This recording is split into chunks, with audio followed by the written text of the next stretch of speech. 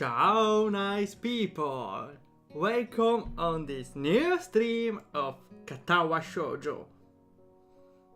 Again we have the 5 seconds delay, so I'm checking if everything works. Because, well, if it doesn't, there's clearly a problem. But seems to work, awesome. Before starting, we have the 4 English words of today, which are to skirt, to glower, scrawny and hole. I think skirt is maybe... Wait, skirt may be some sort of... No. It's not a skirt you wear. It's... Maybe it's a way to happily walk somewhere. We heard those terms in the last time or 2 times ago. 1 time ago in Katawa Shoujo. Skirt may be some sort of make some sort of playful scene. Let's see. To skirt. The ring cuts me off because before I can answer. Here. Skirt. Ring cuts me off before I can answer. Or skirt around it somehow. Ah, okay. So skirt means to walk around, even metaphorically. Yeah, get around or past the edge of. Okay. The next one is glower. I don't think it's glowing, so I don't have the slightest idea on this one. The girl in front of me, here, the girl in front of me glowers at me, looking very disappointed. Okay, so glowing is some sort of watching someone in a suspicious way, maybe. No, in an angry way. Then we have scrawny. I think scrawny is some sort of face, right? A face of disappointment, maybe?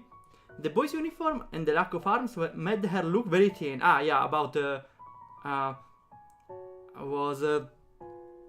forgot the name. It was... the girl without... No, yeah, the last girl, yeah, it was Rin. Almost scrawny, yeah. Scrawny is very thin. In an exaggerated way, even. And then we have hole, which is not a verb. Maybe some sort of cavity. It feels like it. I look down at my hole and double check Misha list. Ah, okay, yeah, hole is what you have gathered. Okay, your treasure you found around, even illegally. Okay. We got our words for today. Which are surely better than the words from the last time, at least. But at least we have nothing... We have nothing weird, right? Scrawny... No, okay, every word is decently common. Okay. Not like last time. We got a very archaic word. And I also choose to avoid informal words because... I don't know, I prefer to have to learn the neutral vocabulary and maybe only then check for other words. So our options today? Pretty fine, I guess. It confuses me that it's a toggle to disable it, not to enable it. So I need to leave it as it's be, right? Everything is empty. Awesome. Oh, we have the language. There's Espanol, in case I want to learn also Spanish. In Japanese, ooh, we can do the Japanese run. No, thanks. Okay. And we can resume where we stopped last time. So, what happened last time? We encountered the last of... well, I think the last, maybe there's one extra, I don't know, but... Another girl, which was Rin, yeah. Which didn't have any arms, but was pretty good at using her foots at doing anything. Painting, eating. That's surely a skill, I would say. And we got to talk a little more with the other girl without legs, which was... I don't remember the name. I noted some names last time, but I'm starting to remember some of them at least. That seems pretty positive. It was Amy. Okay, Amy. And then we try to remember all the other names now. Okay, we can start. So after that, we hung around with Lily and the bacon girl. Her name was Hanako, I think. Yeah, I think it's Hanako, yeah. There was a way to remember this name, but I forgot, I suppose. Oh well. And so we hang out with them, and maybe we refused the student council route, but I don't care. They didn't treat Lily very well. I didn't see it fair. Adhering to the nurse's nagging voice in the back of my head, I set my alarm clock to wake me up early enough to go jogging again. Okay, yeah, because last time the nurse told me, yeah, you need some activity or you die. Well, not in those words, but still. Also, we have the first term of today right ahead, nagging. Maybe nagging is a sort of annoying voice. Let's see. Nagging. Nagging of a person. Constantly harassing someone to do something. Yeah, okay. Isn't really harassing here, but... yeah, I get that in the head of the protagonist, it's a little annoying. Okay, awesome. Hi, Zoro. Yeah, let's go running with Amy. Oh yeah, we will have we will have a lot of morning encounters with Amy. That's pretty cool. I still don't know though how this game goes on taking choices. Maybe the choices are in the dialogues very subtle, which is a pretty interesting way to put them. So it's some sort of psychological test about which girl is the best for you, instead of choose the girl from this list.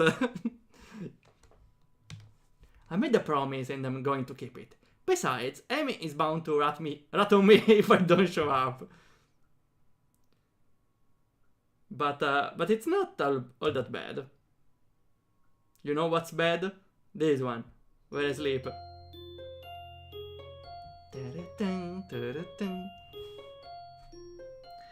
And we start perfectly on the new day.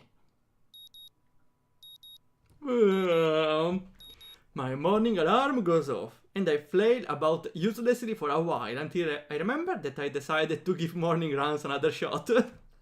Oh no! The protagonist is in panic because he's not used to wake up this early. He's like me. I don't know if this was my greatest idea, but I'm determined to keep going. This is about my health, after all. Sure, things haven't been great lately for me, but that hasn't made existence so intolerable that I'm going to try everything I can to stay healthy. Besides, it's all about asserting some kind of control over things, right? If I can manage that, well, I can manage anything. At least that's what I keep telling myself. He went again! Once again, it would appear that I'm not alone in my run. We can hear Amy. Amy has apparently been here for some time. Looks like she's already worked up a good sweat. Okay, I'm sorry, I wondered about this last time, but I'm wondering again, what the hell is she training by running? She's not training her legs since she doesn't have them. What's she's training then? Okay, there is the upper part of the legs, maybe that she's training, but it's still weird to me. It's called cardio. Okay, yeah, makes sense. I was just confused by the look of it. Just when the hell does she come down here anyway? Here she is! Ah, it's you! I'm surprised to see you again. Why is that? Well, not many people actually manage to come back for a second try. She frowns, seeming annoyed by a passing thought. Oh, I love random girls when they get annoyed during a discussion by a random thought. Well, only anime girls count on, honestly. Like the rest of the track team, for instance. Still, it was only supposed to be a volunteer basis, so it's not that big of a shock. And I guess it's pretty early in the morning. I shrug, and suddenly it appears that she's forgetting what she was talking about. The frown disappears entirely, and she seems to snap back to her previous train of thought. So, come on then! What? You're here to run again, right? Oh, she's winking. Well, yes. So, come on! I find myself suddenly grabbed and yanked onto the track. I'm sorry. We need to play the music again, okay? We need to play the music again.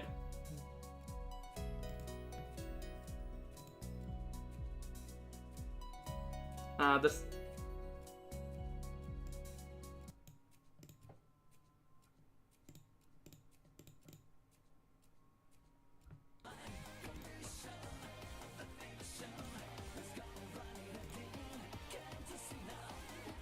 Perfect, we are here. Things seem to be set on mirroring yesterday's run. That is, I seem to be struggling, while Amy moves with an effortlessness that I find enviable. It's incredibly bothersome to be so easily worn out. I know I should be patient, work toward things gradually, but it's difficult to stay positive about this. We round the track and start on our second lap. Amy seems to have grown impatient keeping peace with me and begins to pull away. You know what? I should download this music and play it while I go outside. When I do some walking activity. And maybe run a little more, I don't know. This is where I gave out yesterday. Will I be able to do more?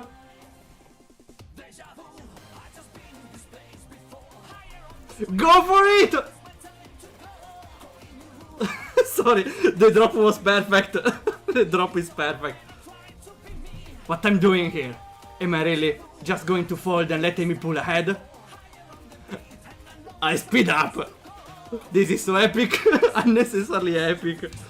The second lap is done quickly, and without even considering it, I keep going. Amy looks back over her shoulder at me and grins. Still going? Wouldn't want you to think I'm out of shape. Amy laughs without breaking her stride, no less, and speeds up even more. If he has another earth attack, it's going to be the second time Amy almost killed him. Double kill. She's on a strike for something. Amy laughs without breaking her stride, no less, and speeds up even more. Well, if this is the way we are going to play things, I enclose my own peace as well. I can feel my lungs burning, and my legs are starting to question just what the hell I think I'm doing. Lactic acid screams in my muscles, but I close my ears. I can't let myself fall behind, because that would be a loss. Is that a loss? The rational voice in my head inquires mildly, just when we started playing a game. I'd answer it, but I'm having a lot of trouble thinking at present. She's so fast! Gotta go Okay, let me screenshot this. I don't know why. Okay. How the hell does she keep it? Oh no. It's like a string pulling at my chest. A choking feeling of narrowness and pain. Before I think anything else, then... Oh shit! The track disappears from under my feet. Well, maybe we did a mistake. Maybe I made a mistake.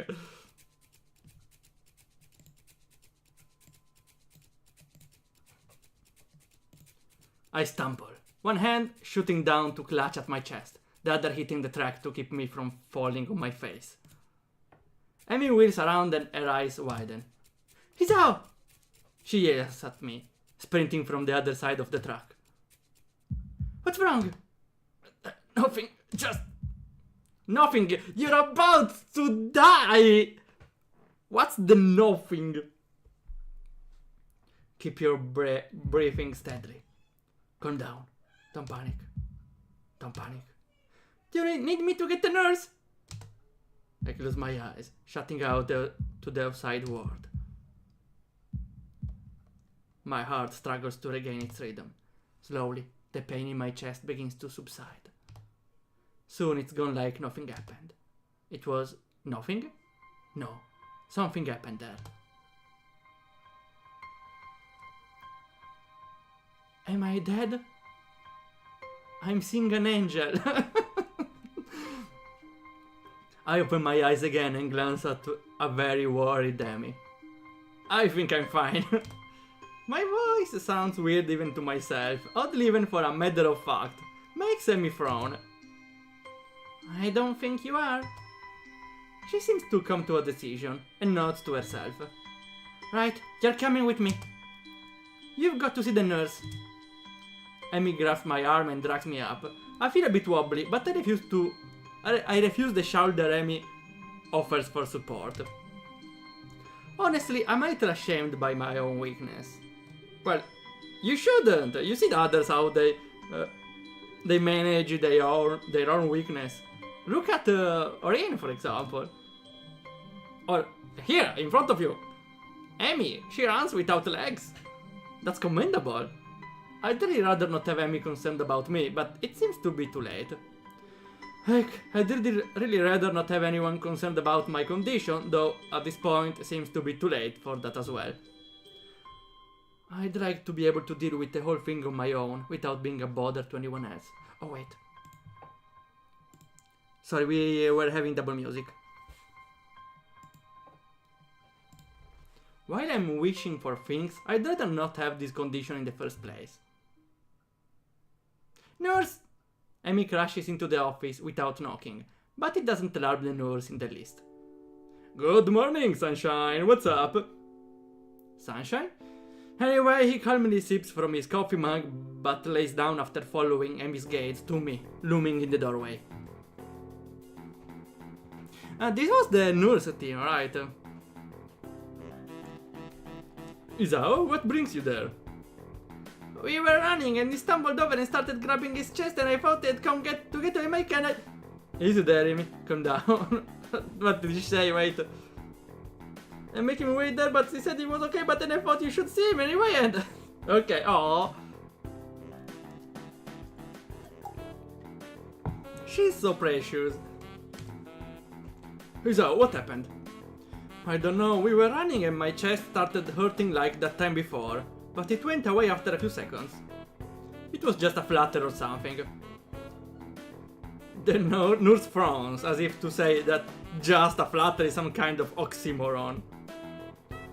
I didn't mean quite this when I suggested to get some exercise. You've got to be more careful, Isao. I was being careful, I just... Came to think of it, I just got into a race with a member of the track team. Doesn't seem as well as reasoned as I thought it would. You just what? That is... I was racing Amy. Amy, is that true?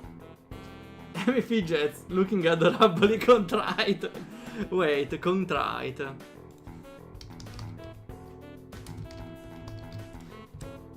Contrite, feeling or expressing remorse. Ah, okay.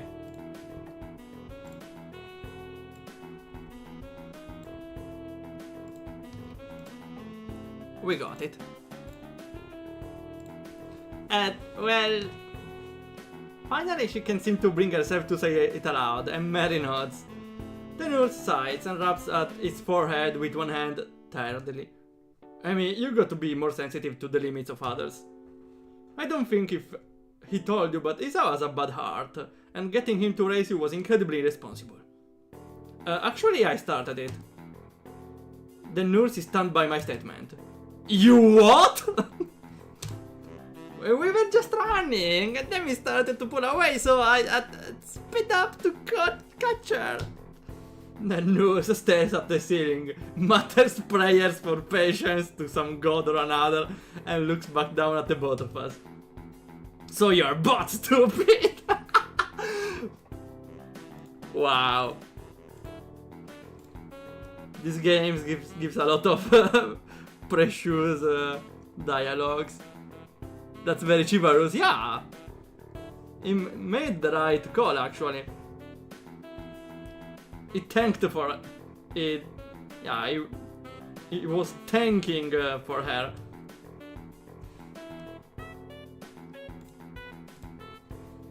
That's a comfort, I guess. No, come on, Isa. I got to make sure your heart is not going to explode or something. I dutifully obey and follow him to the ancient room where we ascertain that I am, in fact, not going to kill over and die. Wait, kill.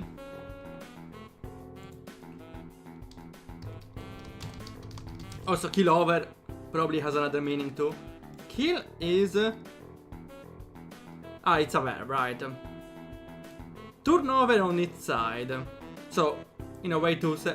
Yeah, informal, to fall over and collapse. Okay, okay. So yeah. Probably kill over has that meaning. Yeah, fall down suddenly.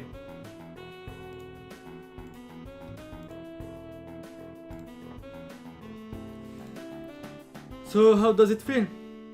I don't know, nothing much. Tired, but it might be just from the exercise. You should stay here for a few hours and rest. We'll see how you feel after that. I'm not going to object, so I lie down on the infirmary bed. A truly miserable Amy comes in after getting an earful from the nurse. No! She has no fault! I couldn't hear what he said through the closet door, but I'm sure it wasn't pleasantries. Look, I'm really sorry. I should have been more careful. Of what? You didn't do anything. You were just happily running. Hey, you didn't know. It's not your fault. She looks awfully down and sorry, and my reassurances don't do anything much to cheer her up. I want to make it up for you. Again with that decisive nod. So you have to come to lunch with me. Gladly. I bring it for you, okay? Something really good. I start with a, you don't have to, but then shut up and nod at her when I see her face. Good. We meet at the roof. We? Yep, the weather is nice now, so the roof is a great spot for lunch, you know? Wait. Yeah, we meet at the roof with Amy and Rin. Rin was talking about eating in the roof with someone else. Which is surely... We got already a hint last time that it was Amy. You're calm, right? You wouldn't deny me the chance to make it up to you? Of course not. Great, see you there! Okay, so... Choosing to run further was a very irresponsible choice. But actually it was a good choice since we bound a little more with Amy now. I wouldn't say risk versus reward, but that sounds like it. I stay afloat somewhere between asleep and awake, feeling completely drained. Not only my body, but all of me is limp and paralyzed, apart from my senses. I swallow with difficulty and then try to lie as still as I can, which in this state is not a very hard thing to do. The nurse is shuffling around on the other side of the curtains he drew to give me privacy. I can see his shadow shifting about in the sunlight. Oh. He opened the window of his office. It's windy outside. The clean white curtains flutter in the breeze in a heavy lazy motion, like waves. Light sifts through them slowly, half absorbing into the fabric. Sift probably means permeate, passing through. No, there is still through. Well, let's see. To sift. Wait, we got this term last time. I remember it. It's passing something through a sieve to filter the content. Okay, we got this last time actually. Also, I'm forgetting the words for today. Skirt, glower, scrawny, hole. Scrawny, we have it. Hole, sure. Skirt, move around. I forgot glower. Glower. Have an angry or sullen look on the face. Okay, so we can say that. How was it called? The guy I forgot. The nurse was pretty scrawny at me.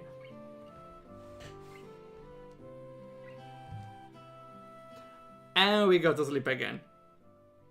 I close my eyes. The breeze on my face feels like the soft fabric of the curtains. I listen to the... Oh wait, no, I got the wrong one. No, scrawny was another term. Never mind. So the nurse was glowering at me before then. Okay. I listen to the sound of my heartbeat for a moment, trying to shut out the sound of the nurse tapping away on his computer and my own heavy breathing. It's steady. Damn it, not even a weekend I end up like this again. I really screwed up this time. Shouldn't have known better than play the half-baked sports star in front of a real one. And why did I try to act brave? Like that heart flutter was no big deal, even when it was obvious that it was? It was just a reflex, to push it away, to keep it inside. I didn't want it to happen. And I didn't want Amy to see it. Stupid. I have to be more careful, or I will end up in the hospital again, or worse. Wait. Is this a JoJo reference? Stupid. Muda, was it right? Well, I don't know myself. That's my final thought before I give in to the tiredness. Wait, what about the date on the roof? I feel asleep. For how long? What time is it? I'm feeling a little lightheaded and I keep blinking compulsively. Pushing the curtain aside, I squint my eyes against the unfiltered light pouring in from the window. The texture of the canvas feels nothing like the wind did before. The nurse looks up from his work, sitting exactly where he was before. How are you feeling? I can't really tell, so I don't answer anything. I'm feeling kinda groggy from falling asleep and at such a weird time. Hopefully I don't look too weird. What time is it? Me croaking the question to gain some orientation, the nurse looking at his wristwatch before answering. Things seem to happen in slow motion. 10:15. I try to think for a moment what that means, but I'm not really sure. You didn't really answer my question, Isao. Fine. Climb down that bed then, and let's see how we are doing. Don't stand up too quickly. I try to do exactly that, only to sway deeply when I move too fast. The nurse moves to support me by an arm and sides. Stand up too quick, don't stand up too quickly, I was about to say it beforehand though. Sit here, I'll check your pressure to make sure. My good intentions sure lasted for a long time. I shut up, embarrassment with myself, while the nurse gets busy with an old-fashioned contraption in my arm. After a couple of minutes, I get it. It's the thing that strength goes about around your wrist. It closes up, and it gives you your heartbeat. He puts it away, looking neither pleased nor unhappy. You're right. Head stopped spinning? Yeah. Good, and how are the contents doing? The content? It's a cuff that measures your pressure. It's called a pressure cuff, because it's a cuff that measures your pressure. Oh, really? Yeah, that makes sense. I was thinking it has a more common, a specific name, but interesting. You didn't show very good judgment of that, Isao. I swallowed the retort I was going to make. It's what I was thinking myself, but hearing it stated by somebody else makes me want to protest. Yeah, unfortunately I get that feeling, because sometimes I know that I need to do something, but when someone else tells me to do that thing, I say, well, maybe I don't want to do it anymore. What he's saying is not pleasant to hear. Doesn't make him any less right. Oh, no, sir. He nods, still looking as neutral as he was before. It would be easy to be angry at him if he said, told you so, or something, but he doesn't. I can try and help you to keep your health, but ultimately the last call lies with you. Hopefully this little episode will be something that will remind you of that. Here a note for your teacher, to avoid an interrogation. Yes! Yes! I take the slip of paper he's offering and I make my leave, as I can't think of anything else to say. Not even really want to. Stay out of trouble, you hear me? I don't think it was anything but a scare, but next time could be different. I hear you. Oh! C'è un Redda, non lo so, decidi tu! Come state? Stiamo streamando in inglese. Hello! Nice to see you there. Thanks a lot for the raid. I really appreciate it. Hi, hello, Hyper. Buonasera. Buonasera to you too. And hello. I don't know, you decide. Can I call you I don't know, you decide? Even in English sounds pretty good, you know. How it's going? What were you playing before? We are here playing Katawa Shoujo, which is an interesting visual novel, because it's a visual novel about disabled people, which is pretty relaxing, pretty well written, and has a lot of interesting characters. Also, we have a secret. Never mind. we have the adult content on, but will be censored. We were playing Fallout 3. Oh, I remember it.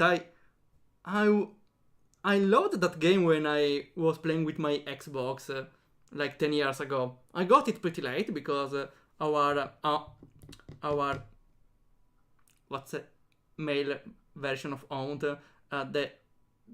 I forgot. Oh well, a member of the family gifted it to me, and I was really immersed with Fallout 3, and my favorite part about Fallout 3 is gathering everything and stashing it out in my secret base. I have an entirety of drawers full of items. I gathered everything and stash it down there. Even the most useless things, I have them. All of them. Unfortunately, I never finished it. Maybe one day or another. Yeah, it would be fun to stream it sooner or later. That's a long list though. Okay, just now we went out of the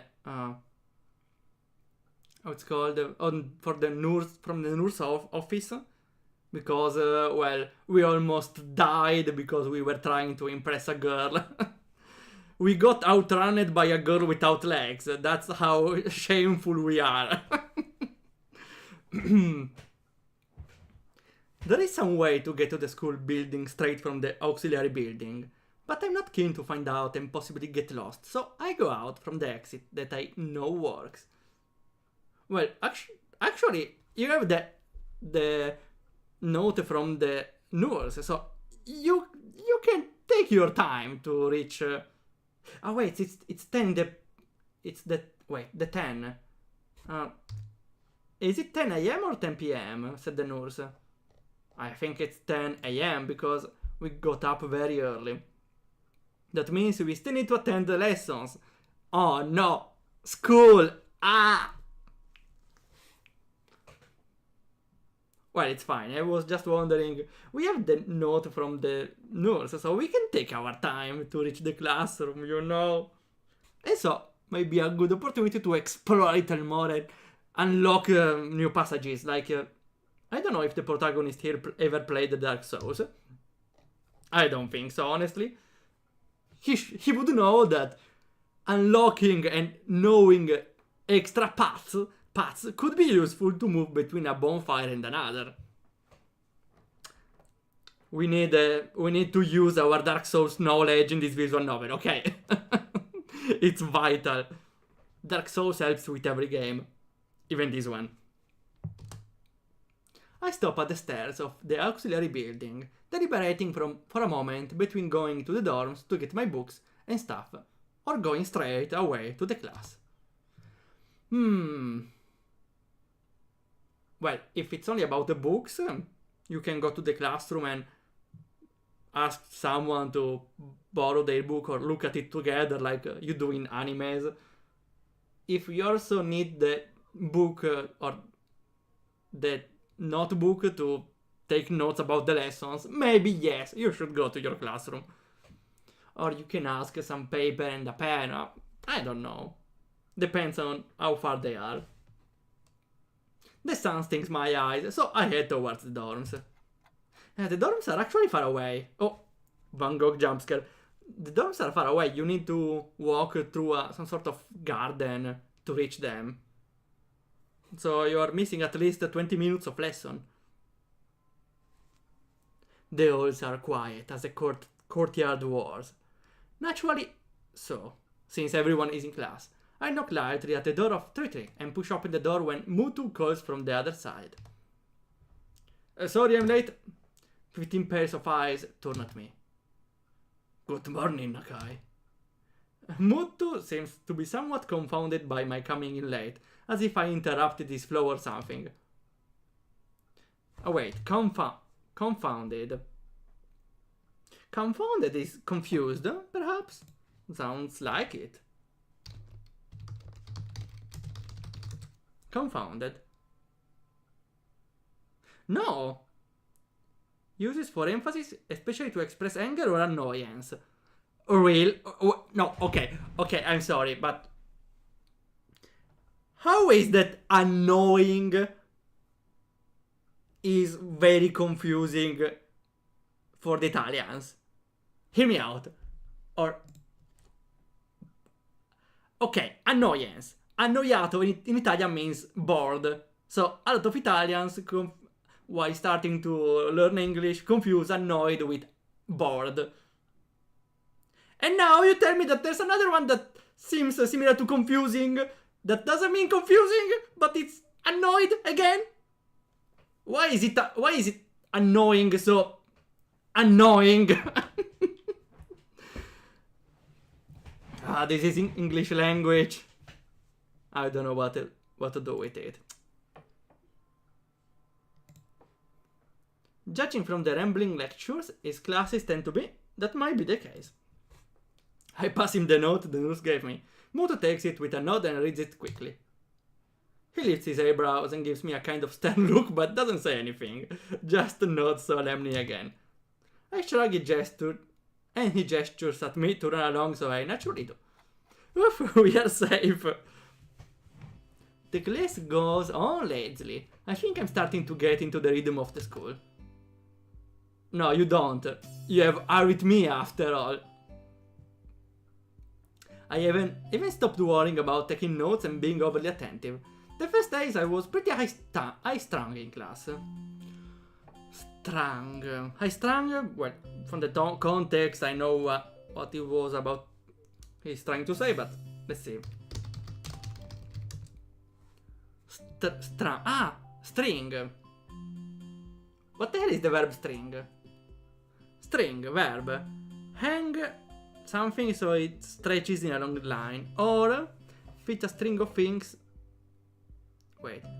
To a musical instrument, remove strings, informal. Trick someone, informal, work as a stringer. Okay, maybe high strung means something else. High strung. Nervous and easily upset. Okay. Very nervous. That makes more sense. Nice. Nervous and jumpy. In Italian the best item would be teso come l'accordo in violino. Ah! Ah, wait, so that's a similar idiom then. Since strung again is some sort of link to a line, to a piece of an instrument. Interesting.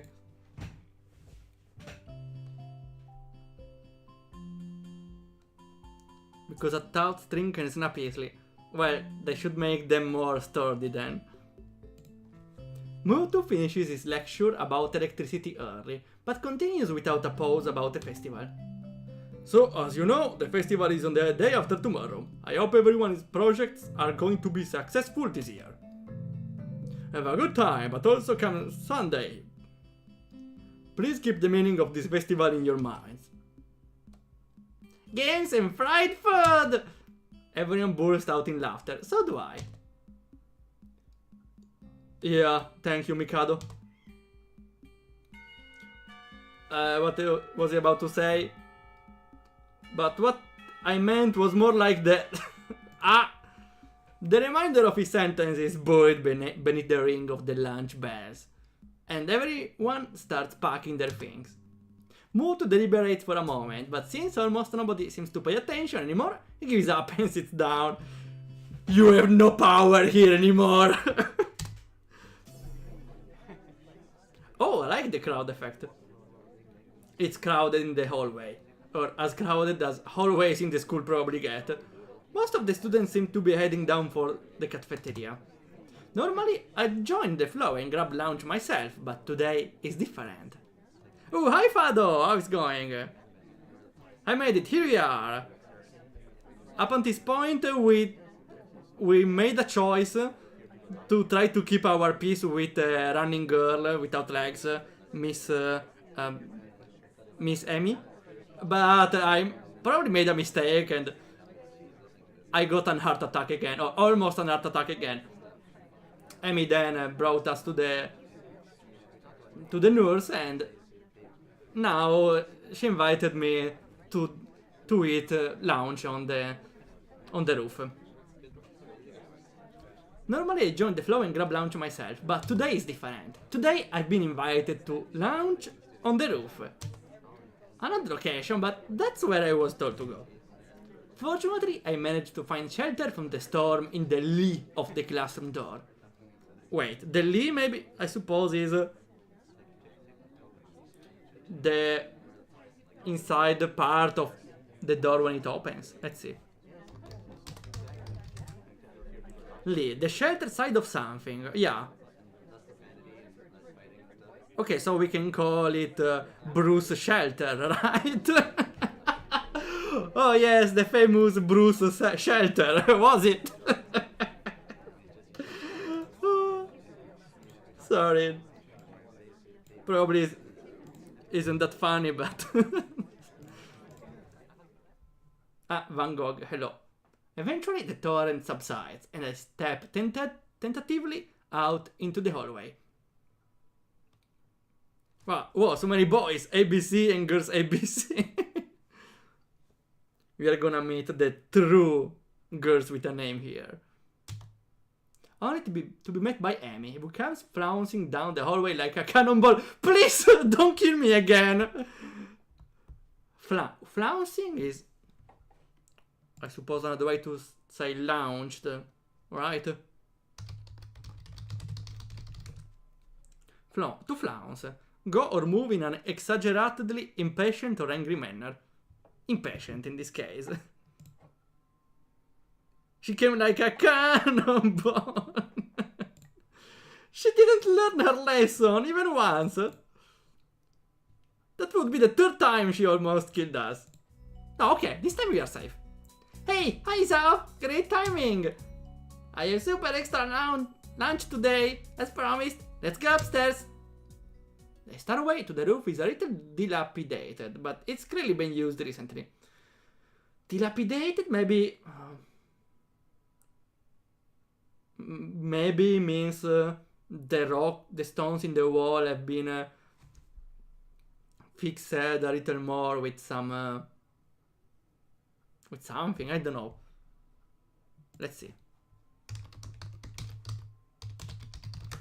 Dilapidated. In a state of disrepair. Ah, because D probably negates it. It's not lapidated, it's the opposite, so it was neglected. Okay, okay. We got it.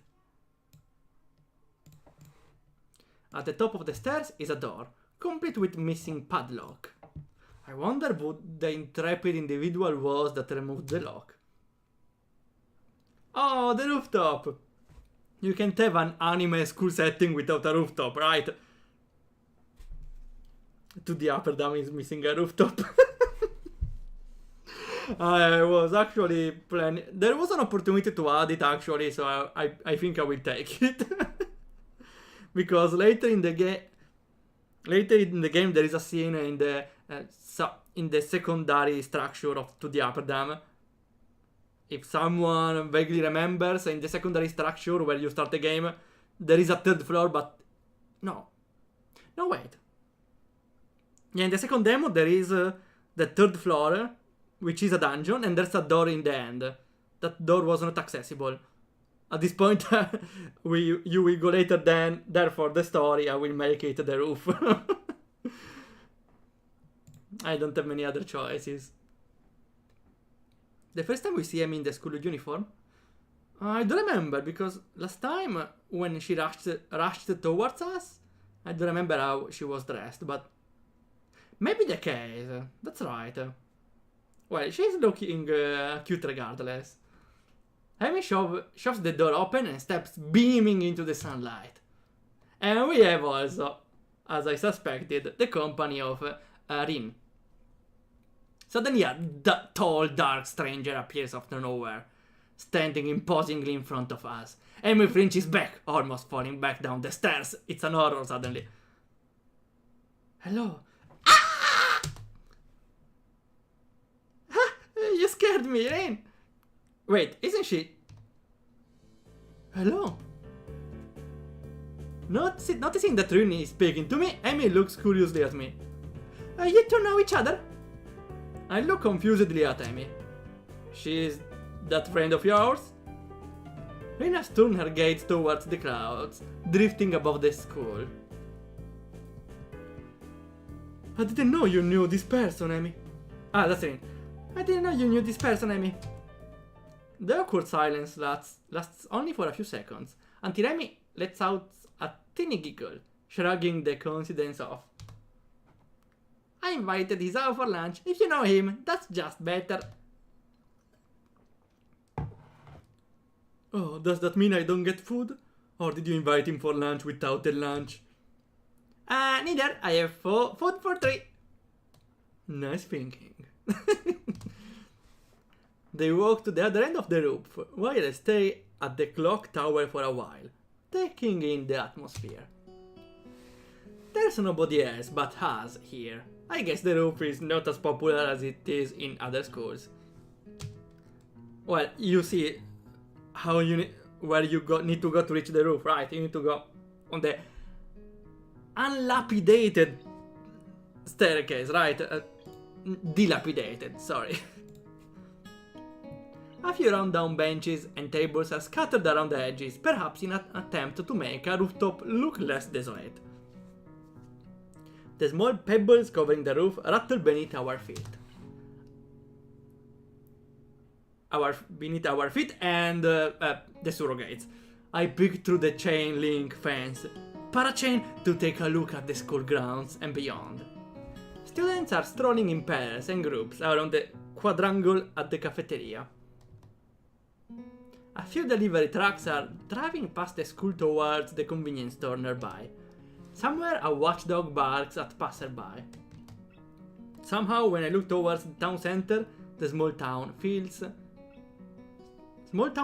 strikes me very strongly, almost palpably. The hectic lifestyle of big metropolises? Ah, that's a plural of... Ah, that's new. I know metropoli, but the plural is metropolises. Seems so far away and foreign here. Nobody has to run to catch a bus like their life depends on it, or get their senses overloaded by the neon lights and traffic jams. Or game jams, even. I feel surprisingly optimistic about the new life of mine, looking at my new hometown, even if it's going to be mine for only one short year. Finding out about my illness and having to move away from home all came so suddenly I haven't had time to think how I feel about it.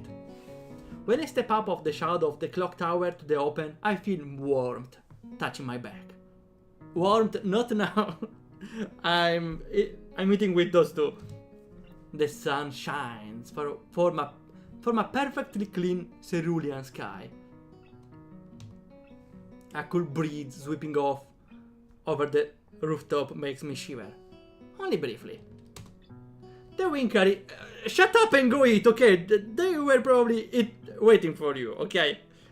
The wind carries the scent of trees and flowers. Not smoke and car exhaust like it used to, just a few weeks ago.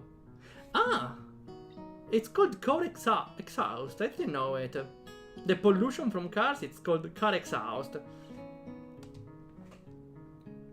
Ah, okay, because exhaust here is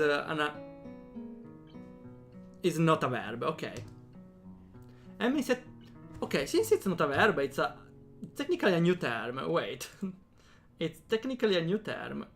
Okay. Amy settles on a bench with Rin in tow and produces one big and two small lunch boxes from her bag. Please, I want the big one. Both of her banana. Yeah, I know. Just like other terms, like skirt. Well, skirt has different meanings, but yeah. After all, exhaust has a similar meaning anyways. Come on, Isao, what are you waiting for? She's beckoning me to join them, making room on the already small bench. Closer! I sit myself at the corner of the bench to take as little space as possible. It's pretty cramped, but somehow all three of us fit into it. I personally like both of them, in different ways though. Rin is pretty clever and witty, while Amy is just so cute and precious. Impressive view. Amy suppresses a giggle and places a lunchbox in front of Rin, and hands another lunchbox to me. Here you go, lunch as promised! Homemade, no less. I'm impressed. Wow, this looks very good. Thanks, I made them myself when I can. I make. Conversation dies off as I set about the business of feeding myself. It's called eating.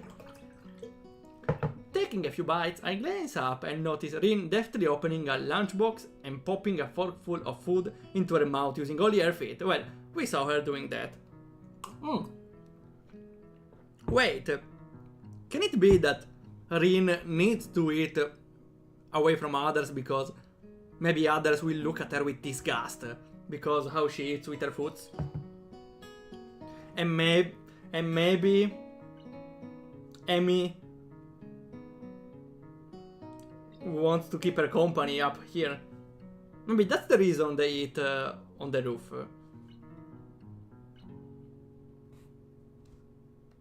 Also deftly, I suppose, means with ability for maybe?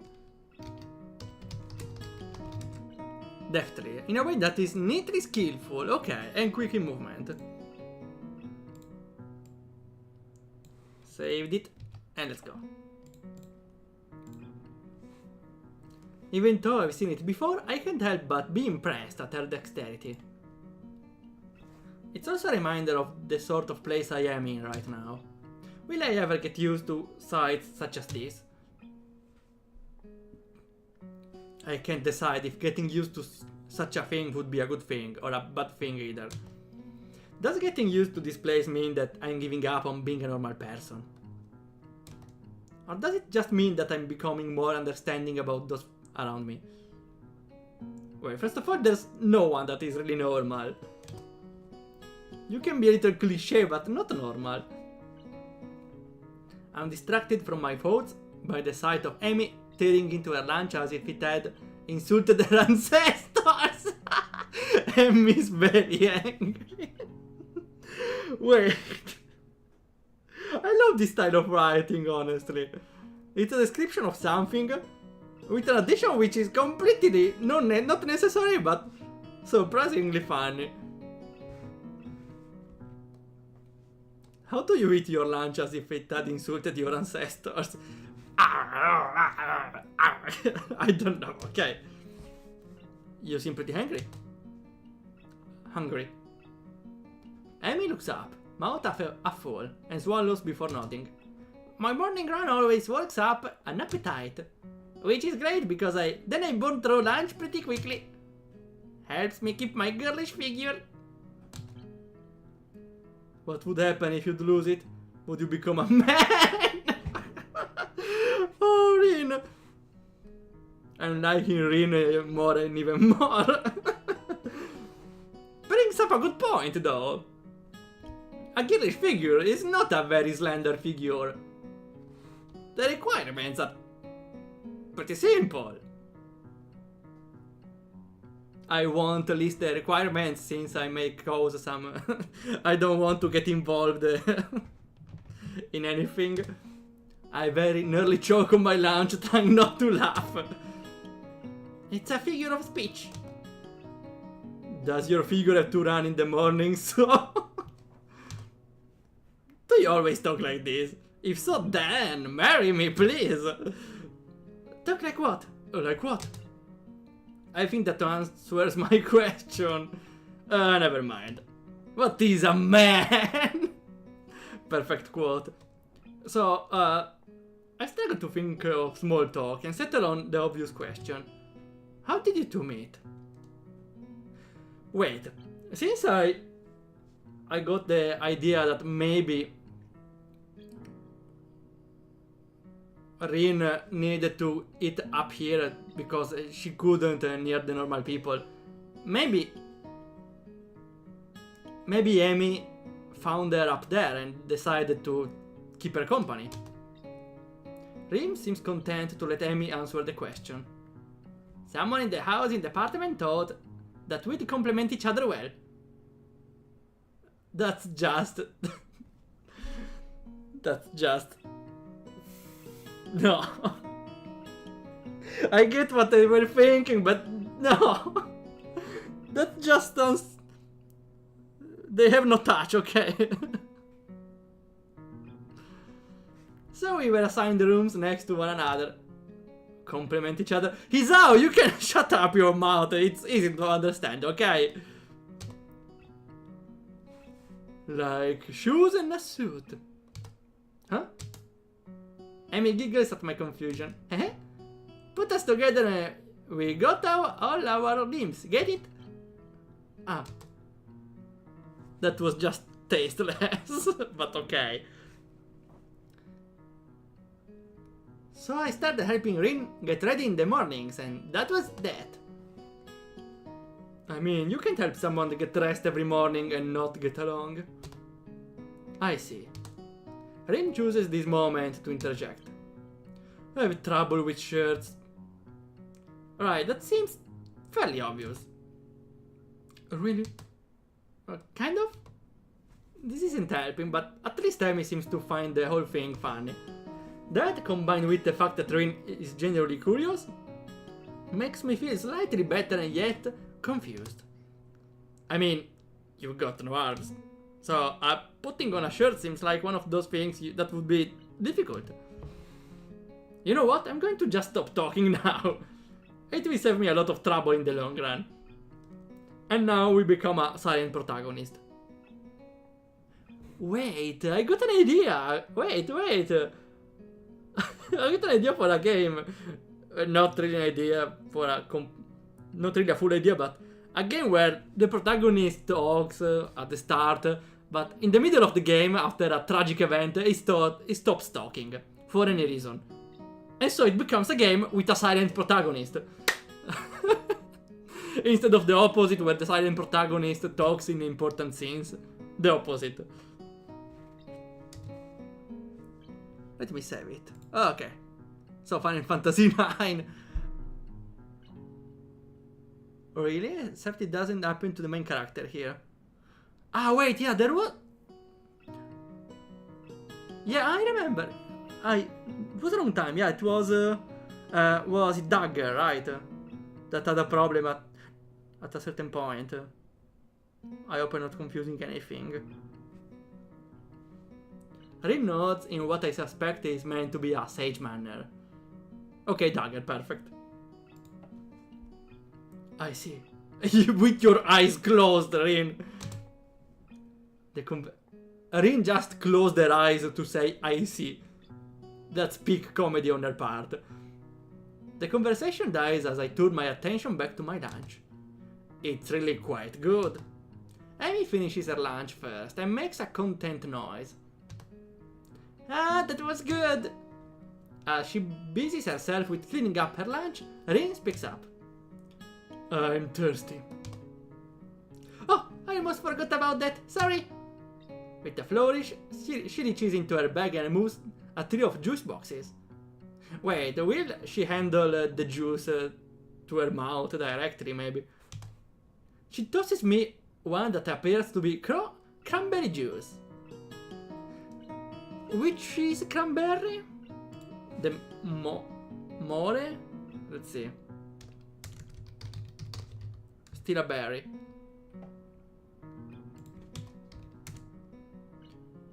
No, it's a... Cranberry, the red...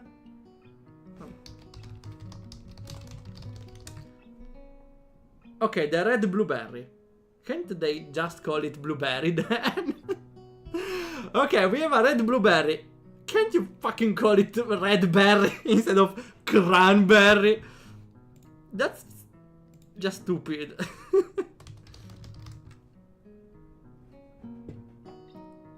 I don't understand the English language, okay. One Turin that appears to be some kind of strawberry milk.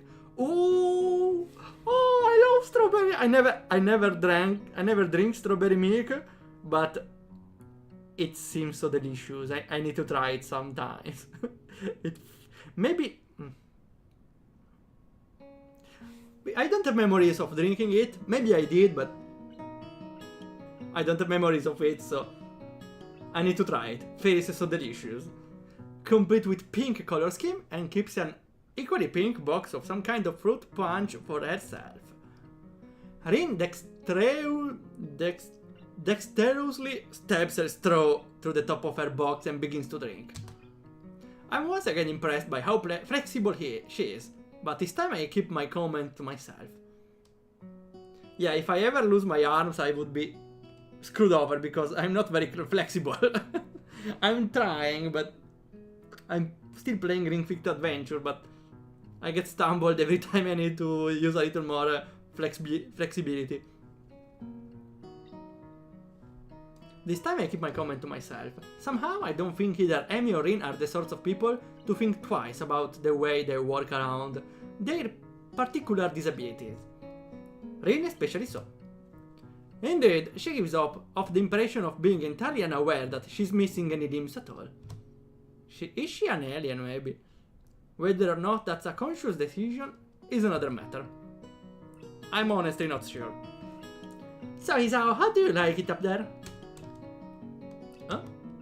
It's quite nice, actually. I like high places, for the view. Thanks for inviting me up there. And for the lunch? Amy grins a 1000-watt grin. Pleased by my response, I suppose. No problem! Feel free to eat with us next time too, okay? I won't make you a lunch, but you can bring your own up. Your own up here. No lunch service? I don't know. Amy looks Amy looks mock offended. Trying to take advantage of my good nature? The nerve! She giggles. Well, if that's your answer, I guess Rinai will just keep eating lunch all alone.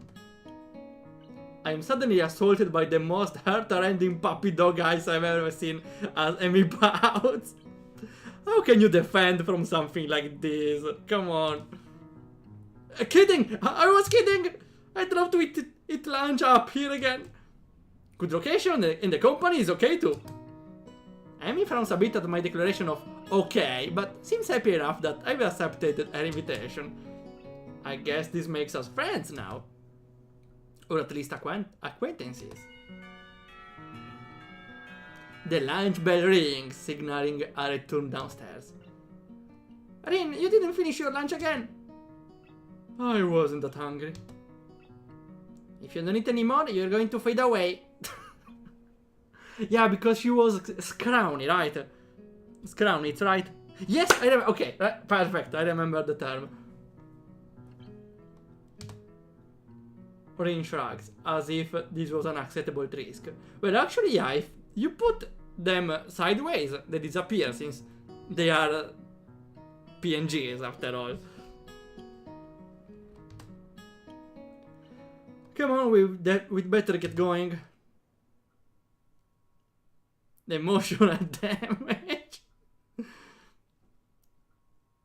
There's no way to defend against that. Everyone is just defenseless. The three of us head down the stairs together. The afternoon class passes. Once again, I find myself without a plan for something to do after school. So I head to the library to return a couple of the books I finished reading. Oh, we're gonna meet, I suppose, the Miss Hanako again. I remember the name. Walking inside, I see that there are about as many students here as there were on Tuesday. All the more evident from the almost total silence enveloping the room. Oh, okay, we have the librarian. As I drop the books I'd borrowed into the return slots in the counter, Yuko suddenly pops up from behind it, quite startled from the banging they make as they hit the trolley next to her. Please don't hit your head on the counter again. Oh, sorry Yuko, didn't mean to startle you. No, that's fine, it happens a lot. I'm used to it by now. Actually reminds me every time, well, not every time, but sometimes when my mom is in the kitchen and I approach and I greet her, hello mom, she gets startled half of the times. Even if I call her from afar, it's no use. Well, the closer I am, more often it happens actually. Next time I will go next to her here and say, hello mom. No, maybe it's better not to. Can I help you? It's okay, I think I know where everything is. Thank anyway. I suppose I will grab another book or two while I'm here. There's not much else to do. And after reading so much during my stay in the hospital, it's become a hard habit to break. I wander down to the fiction section toward... Sorry, I like how it sounds. Fiction section. The fiction section. Fiction section. Fiction section. Fiction... The fiction section, the fiction section, fiction section, fiction section, fiction section, fiction section, fiction section. Yeah, not that easy. Still not completely hard. Scanning the bookshelves for anything that catches my eye. Also, if it was the Sherlock Holmes fiction section, we could call it the Sherlock fiction section. The Sherlock fiction section. As I do, I look over the corner where Hanako had been the last time I was here, not really expecting anything to come of it. But no, here she is. Surprisingly though, she's here, absorbed completely in a fairly thick book. I decide against intruding on her like last time, and get back to finding reading material. We could have read together. After an indiscernible amount of time spent perusing the aisles, perusing.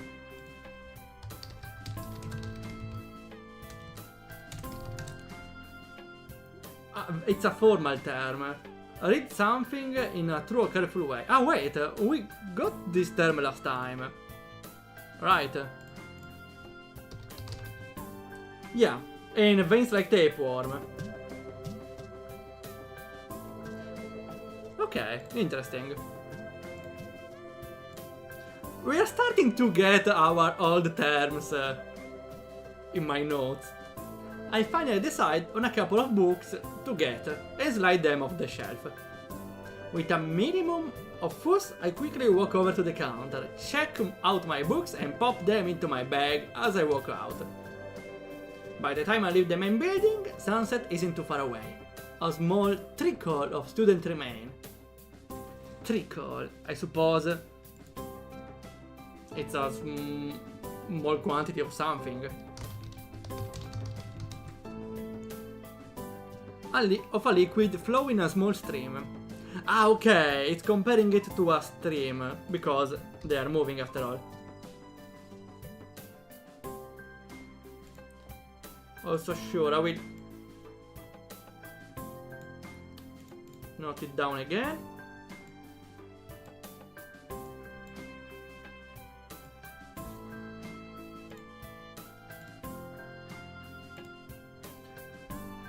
But the majority have left, presumably to their homes and dorms. Oh, I'm already home, okay.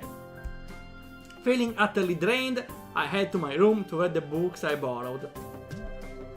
There's been enough action and excitement for one day already. The first is Alice's Adventures in Wonderland. I know the story, of course, but I've never actually read the original book. It's just as trippy as I remember the story to be, with the wacky characters and nonsense plot. I personally hate what this book made.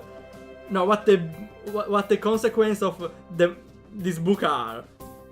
Because people who read this book now think, okay, I can make a nonsense plot myself. Yeah, I can make a nonsense plot myself and everyone will love it. Awesome. Let's write unique. What have they done? What have they done? It's irreparable now. Look out for the Bandersnatch. Which was the Bandersnatch? Or I don't know the English name, maybe. I start thinking of myself as some kind of analyst too, helplessly tumbling down the rabbit hole into the crippled wonderland.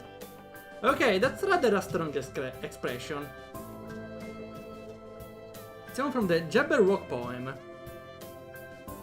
I don't know it, or if I know it, I forgot, sorry. Wait.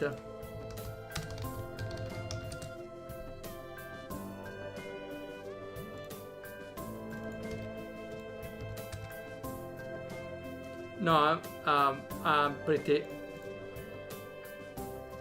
unfamiliar with it.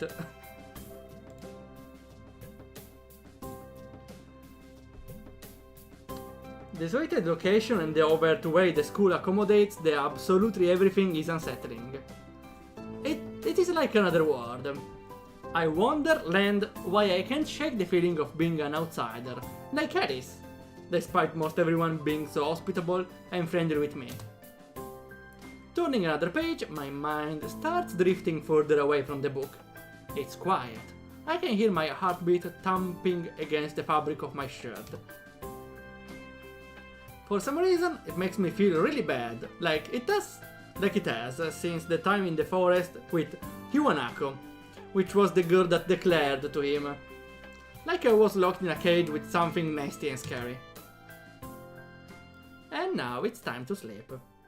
I put the book down for a while and stare at the ceiling, taking my time to shake off the feeling. 200 pages later, how much did you read? If you only take, let's see, 30 seconds per page, which is very fast, you were reading for almost 2 hours. Saying that 200 pages in 30 seconds each is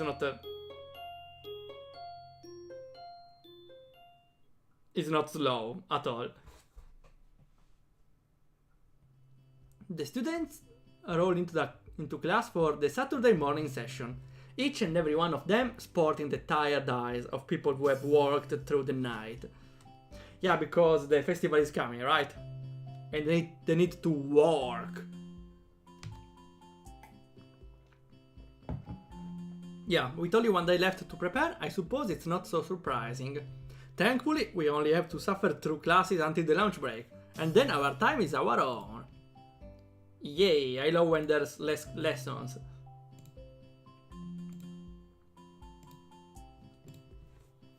Mutu lurches into class in a tired stagger.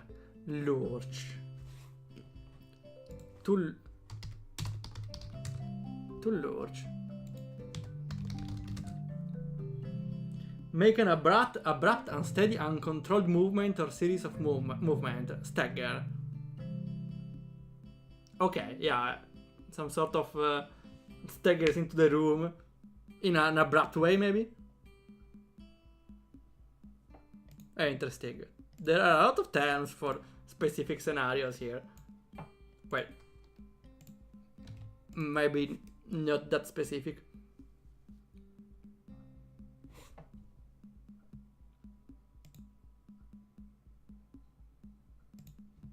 Without saying a word, he scrolls some page. Wait, we got the word scroll. Ah no, wait, scroll is... Yeah, some sort of writing. Did we have it already? Scroll. No, we got scrony, which is the today's word. Scroll, I suppose, is scarabocchiare, to uncarelessly write something, I suppose. But sure, let's save it. To scroll. Write something in a hurried, careless way. Yeah, okay. That's exactly it.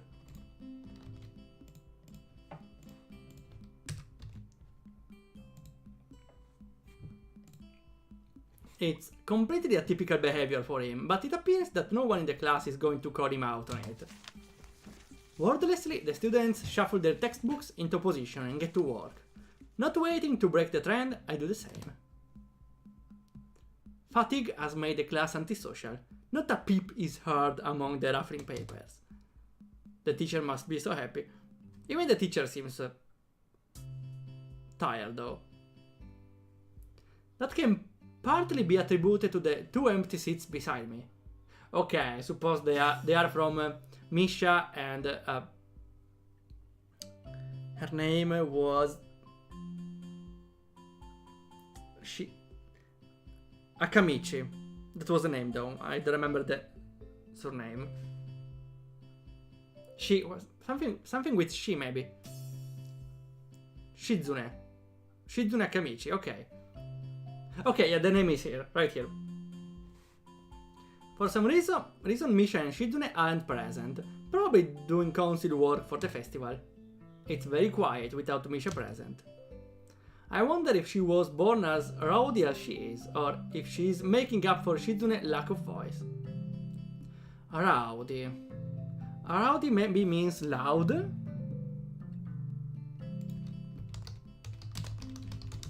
Rowdy. Noisy and disorderly. Okay. Yeah, from the context I think it was pretty clear, but it's a new word again. Nakai, can I speak to you for a moment? I'm so engrossed in thinking about Misha that I don't even notice Mutu approaching my desk. Sure, what's this about? It's better if you speak outside the classroom. During lesson. Something about this doesn't sound too good, but I stand up and follow him out in the hallway. Muto stands in the hallway, scratching his head as he works out what he's trying to say. Not knowing what's going on, I wait silently. I heard from the school head nurse that you had an incident the other day. Ah, so it's about that. Well, kind of, but it's not anything to be worried about. Yes, anything that can endanger your health is something to be worried about. We try our best here to prepare you for life here. Part of that involves knowing your limits and how to work around them. It would be remiss of me if I didn't speak up about this. Remiss probably means lacking. Let's see. Lacking care or attention to duty. Negligent. Awesome. Here we have it. Alright, I get it, I'm sorry. Muto closes his eyes in frustration, and I realize that this probably wasn't the best thing to say. Something tells me you're not sorry. Pretend as much as you want, but this isn't a normal school. A lot of people have put in a lot of time, effort and money to make sure that you and every other student here can have the same level of education as your peers. For you to abuse that by throwing out advice, especially medical advice, is plain selfish. I'm not quite sure if this is actually how it feels or if it is some act that is practiced many times to guilt trip students into doing the right thing. Either way, it's working. I understand. This is all new to me. I apologize. I know my limits now and I will be sticking to them. Muto appears to lighten up a little, satisfied that his message has been received. So then, on to my next question. How are you finding your studies? I understand you were laid up for a while. We are not too far ahead, are we? I don't think so. I tried to keep up when I was in the hospital, so it hasn't been too hard. Muto taps his chin and raises an eyebrow as he absorbs this information. Sorry, I imagine like literally absorption, like, I don't know, the Mega Drain from Pokemon. Is that so? I suppose there are still students out there who realize the importance of learning. I wouldn't go that far. I was only trying to keep myself occupied in my little life support prison. Yeah, you've got to keep up with those things, right? Exactly. One wrong move in this world and you're left behind, right? Right, I wouldn't want that to happen. No, you wouldn't. Every week there's a new scientific discovery. Most of them mean nothing to the lay person. But any of them could be the key to the next big thing. All capped out. Next big thing. The lay person maybe means a normal person.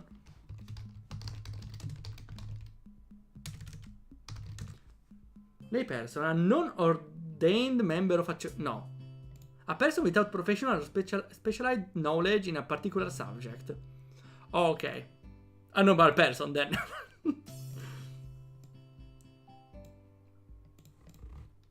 I will keep that in mind. It's obvious that Muto's serious talk is over and he's going back to his standard, slightly scatterbrained approach to life.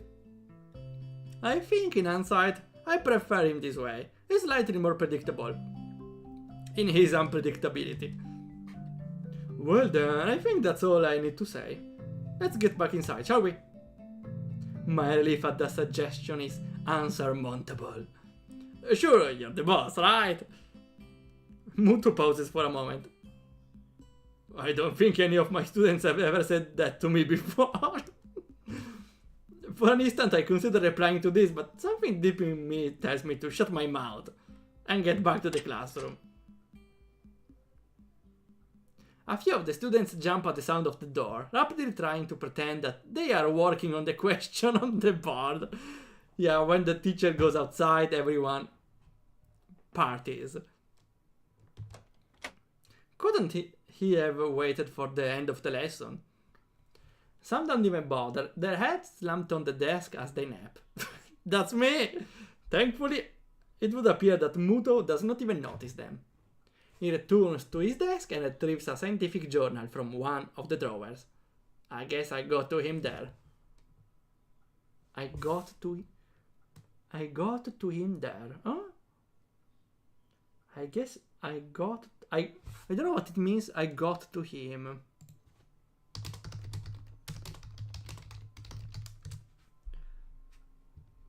No, not I got him. I got to him.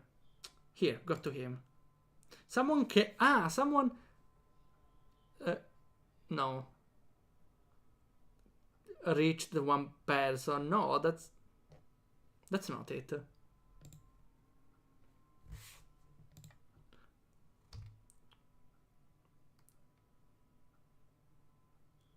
Maybe. I don't know. I don't think it's the joke. Maybe there are some notes about the students, but I'm not sure. The class returns to the near silence that Muto and I left it in before our chat.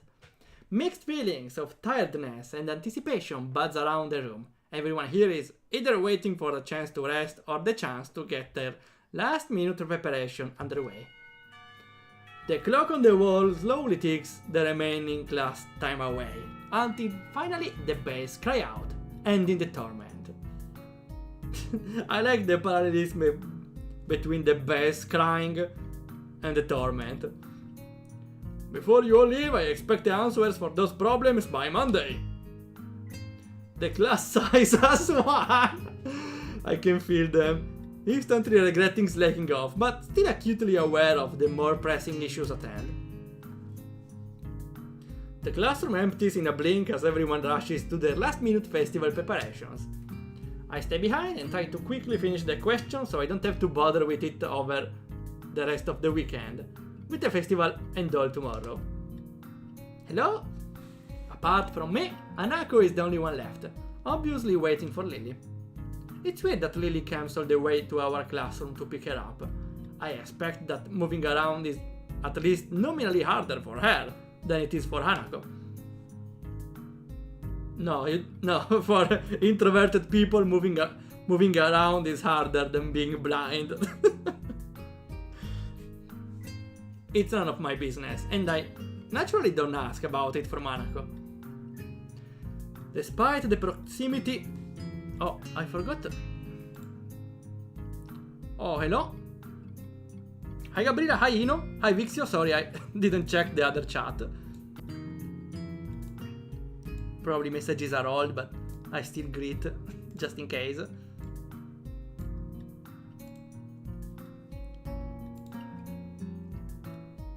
Despite the relative proximity of our seats, neither tries to strike up a conversation about that or anything else either, so an oppressive silence falls upon the classroom.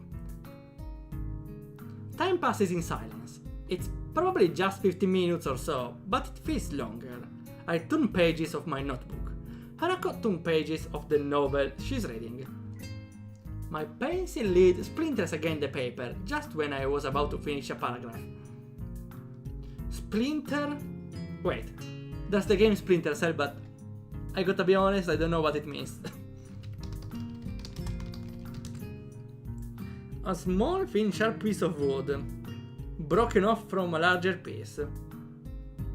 Okay, so that's what I was understanding, that he broke the pencil tip.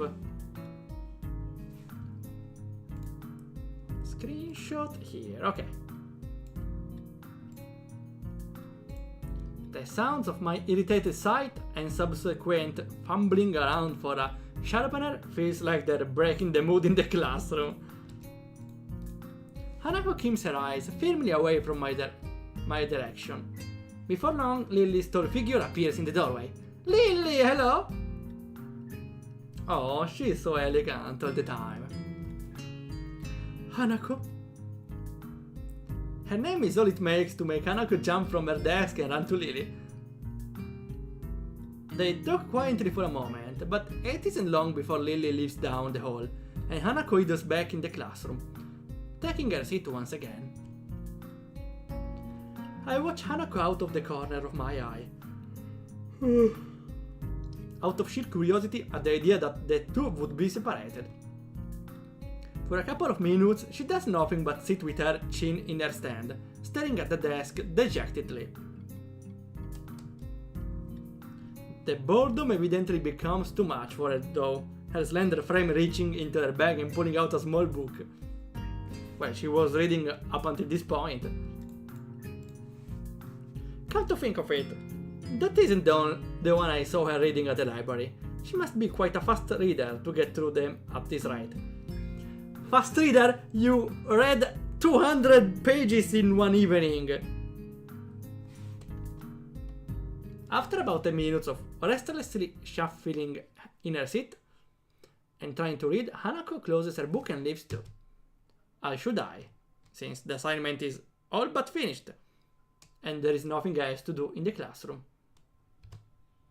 Not that I have anything to do anywhere else either. Oh! There's a crowd here, again. The school is a beehive of activity, but nobody pays me any heed. I saunter. Let's see. Okay, new term. To saunter. To leisurely stroll. I feel like I heard a similar one before. I saunter past classrooms filled with students frantically doing this and that, buzzing around like little working bees. They are playing ukulele again. You wouldn't guess the school day is over. It's a bit quieter outside, but not by much. People zip by, left and right, hurrying as quickly as they can, busy and energetic. I feel the opposite. The midday sun seems to be drawing all the spirit out of my body, making it feel limp all over. Warm, soft air flows inside my shirt, feeling like a cushion. I yawn lazily, thinking about what I do.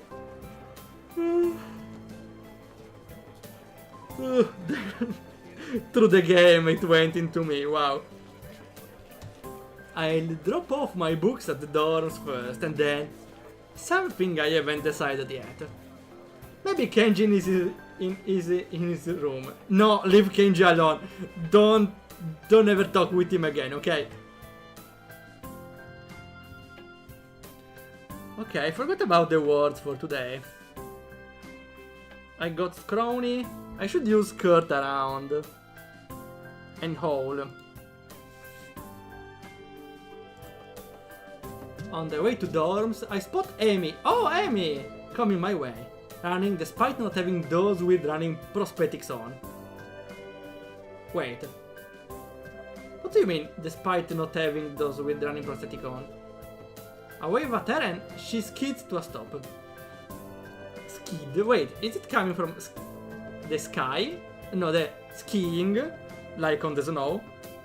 Maybe it's a way to, you know, when you are skiing, you cross your instruments and you stop to a halt, right? Maybe that's where it came from. Let's see.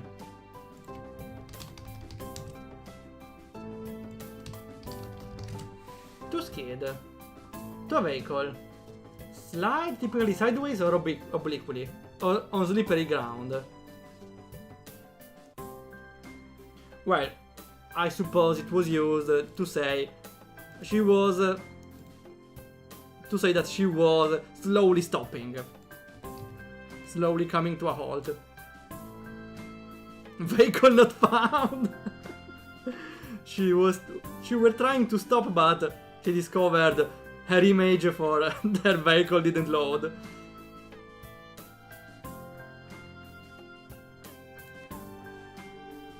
Yo! Is that? Oh, yo! When a character uses yo, they have even more respect from me. Yo. Yo, he's out! Spatters of white and green paint adorn her nose and chin respectively. But her smile is wide, as it seems it always is. Yo! Yo, Fado! Free respect! She leans closer to me, amplifying the feeling she is examining me. What you doing? Nothing really. I don't have anything to do for the festival and everyone else seems to be doing something important. That's perfect! Then you can help me, Erin! With the festival preparation? I'm not sure if I would be of much help. That's fine, I'm not much help either.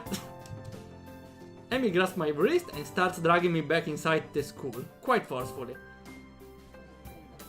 Everything is full. Even her walking speed is more like jogging, making me stumble over myself, simply trying to keep up. Are you gonna kill me again?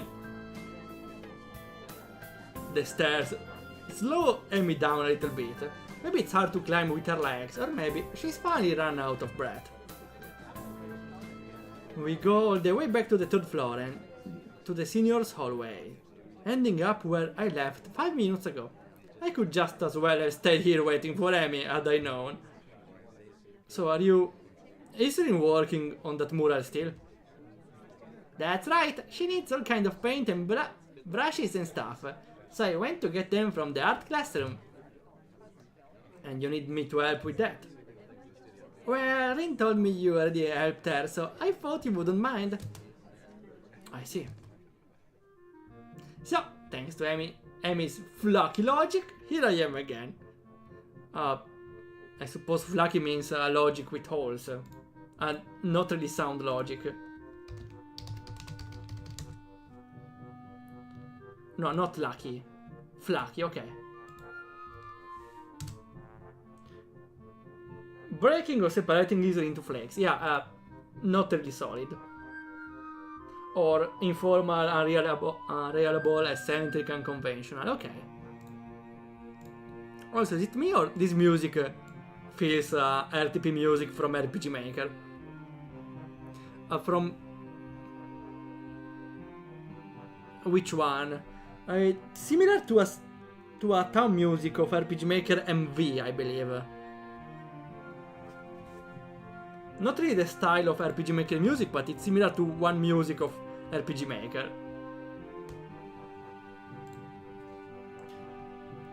The room is empty apart from ourselves and the lonely specks of dust floating in the air. Amy skips straight away to the back wall, taking out a tiny crumpled piece of paper from her pocket. While she tries to make sense of the scrawled handwriting, okay, we saw the term beforehand, I take a closer look at the materials lying around here. Dozens of paint cans and bottles are arranged on the shelves, in a most unorganized fashion. So, when we need something, we always go to the art room. Sooner or later it will be emptied out.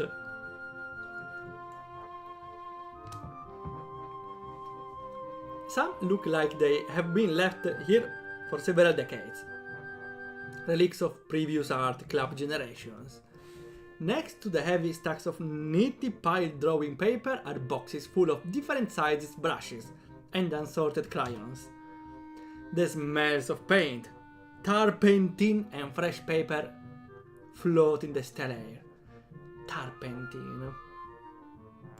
Let's see tar painting. Tar painting. A volatile pungent oil distilled from the gum? Or... No, okay, it's... Tar painting is... some sort of oil, so it's... I suppose it's the smell of the paper. Because they came from the trees.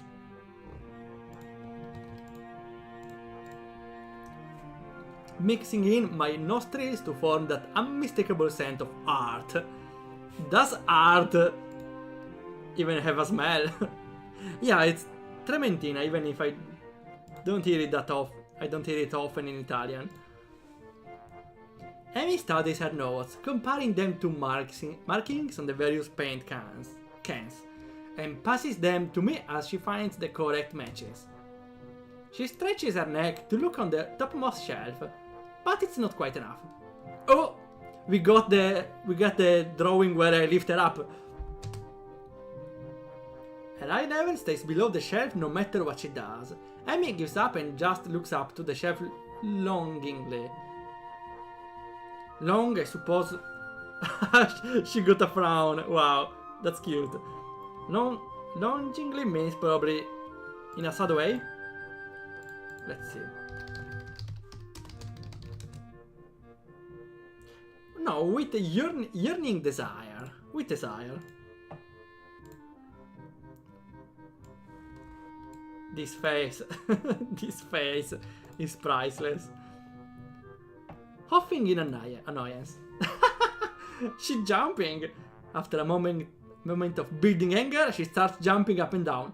Wait, is it like when you charge a jump and you then jump? Was she charging the jump attack? Hop, hop, hop, hop. Apparently trying to speed read the labels during the fraction of second she can see them and catch what she can. It's no surprise that she fails miserably and almost manages to bring the entire shelf crashing down. Now I see why me lending a hand here would be useful. She's wave dashing. Wait, there was a character wave dashing in a recent stream. Maybe it was Katawa Shoujo, I don't remember.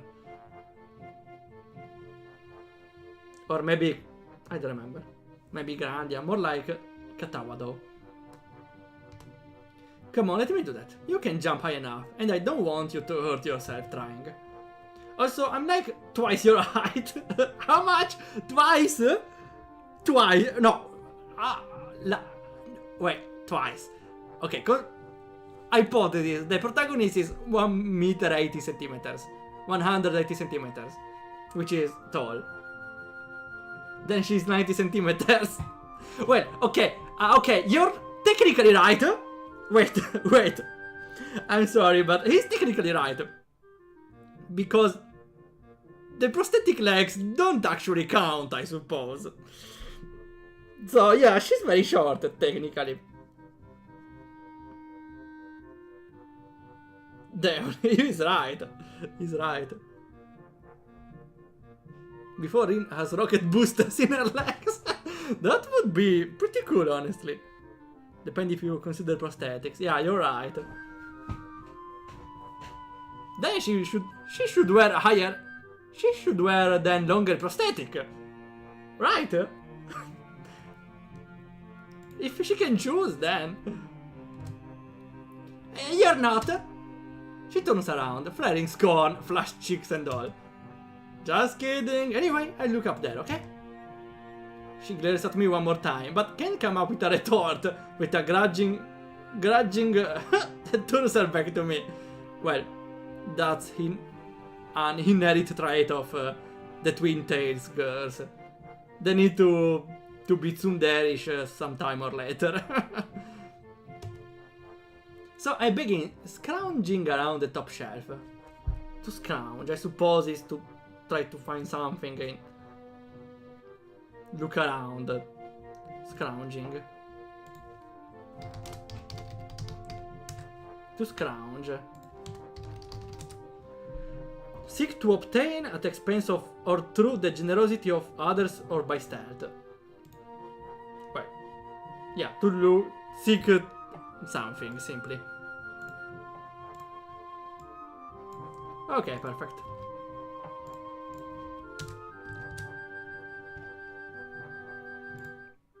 Hello, Michael. Nice to see you there.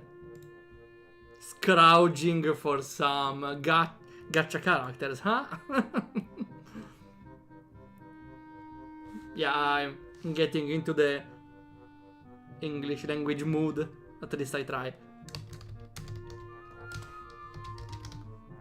Michael, loot box, gacha. It is.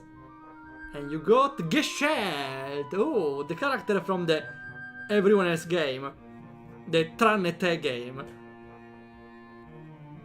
Scrounging, yeah. It's a verb to mean looking for, seeking something. We are learning. What are the others?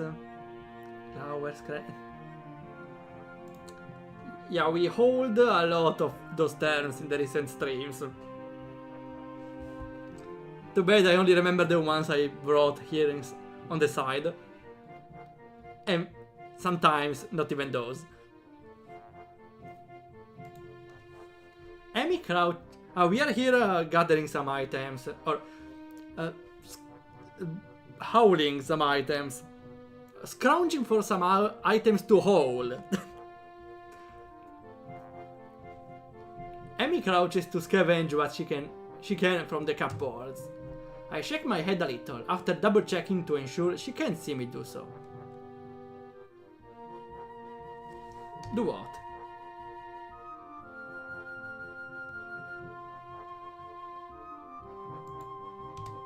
Amy having a complex about her height was a surprise. I wouldn't have joked about it otherwise. If she has a complex about height, she can buy taller prosthetics, alright? She seems easygoing. Oh wait, you know the best, you know what's even better? She can buy a regulable prosthetic. If she wants to reach something, she can get a longer, she can extend her prosthetic. And when she doesn't want to stand up too much, she will lower the prosthetic and appears short, right? She seems easygoing, but I guess everyone has their weak spots. Only after we have almost all the items collected and spread out on the desk like a treasure hunter's poise, our howl, I do realize that it wasn't necessarily the high job that got her riled up. She might not like to be told that she can do something, like jump. But Tammy herself seems to have forgotten all about it already. Quick to anger, quick to forgive. Is she that type of person? Yeah, she's easygoing. At least she doesn't seem to have taken anything to heart, as she chatters away happily while we pick up the rest of the items, and then make our way back to Rin. Rin! Too many people! Social anxiety, leave me alone! Ah! The next day she's coming on stilts. The stilts are the long things, right? That's what I understood. The stilts, yeah, oh yeah, the trampoline, the pair of upright poles with support for the feet enabling the user to walk at a distance above the ground. Okay. This is the name. This is what I was understanding. I chivalrously carry the bulk of the materials as we make our way towards the dormitories. Rin is really stressed about getting her painting done. It's her own fault, though. She should have... she's her talking. She should have started earlier. Is she going to make it? No idea. Looks good to me, but with Rin, you never know what's going on. I found her this morning lying in front of the dorm in fetal position. What? She hadn't slept all night. I can't believe that the night nurses hadn't found her.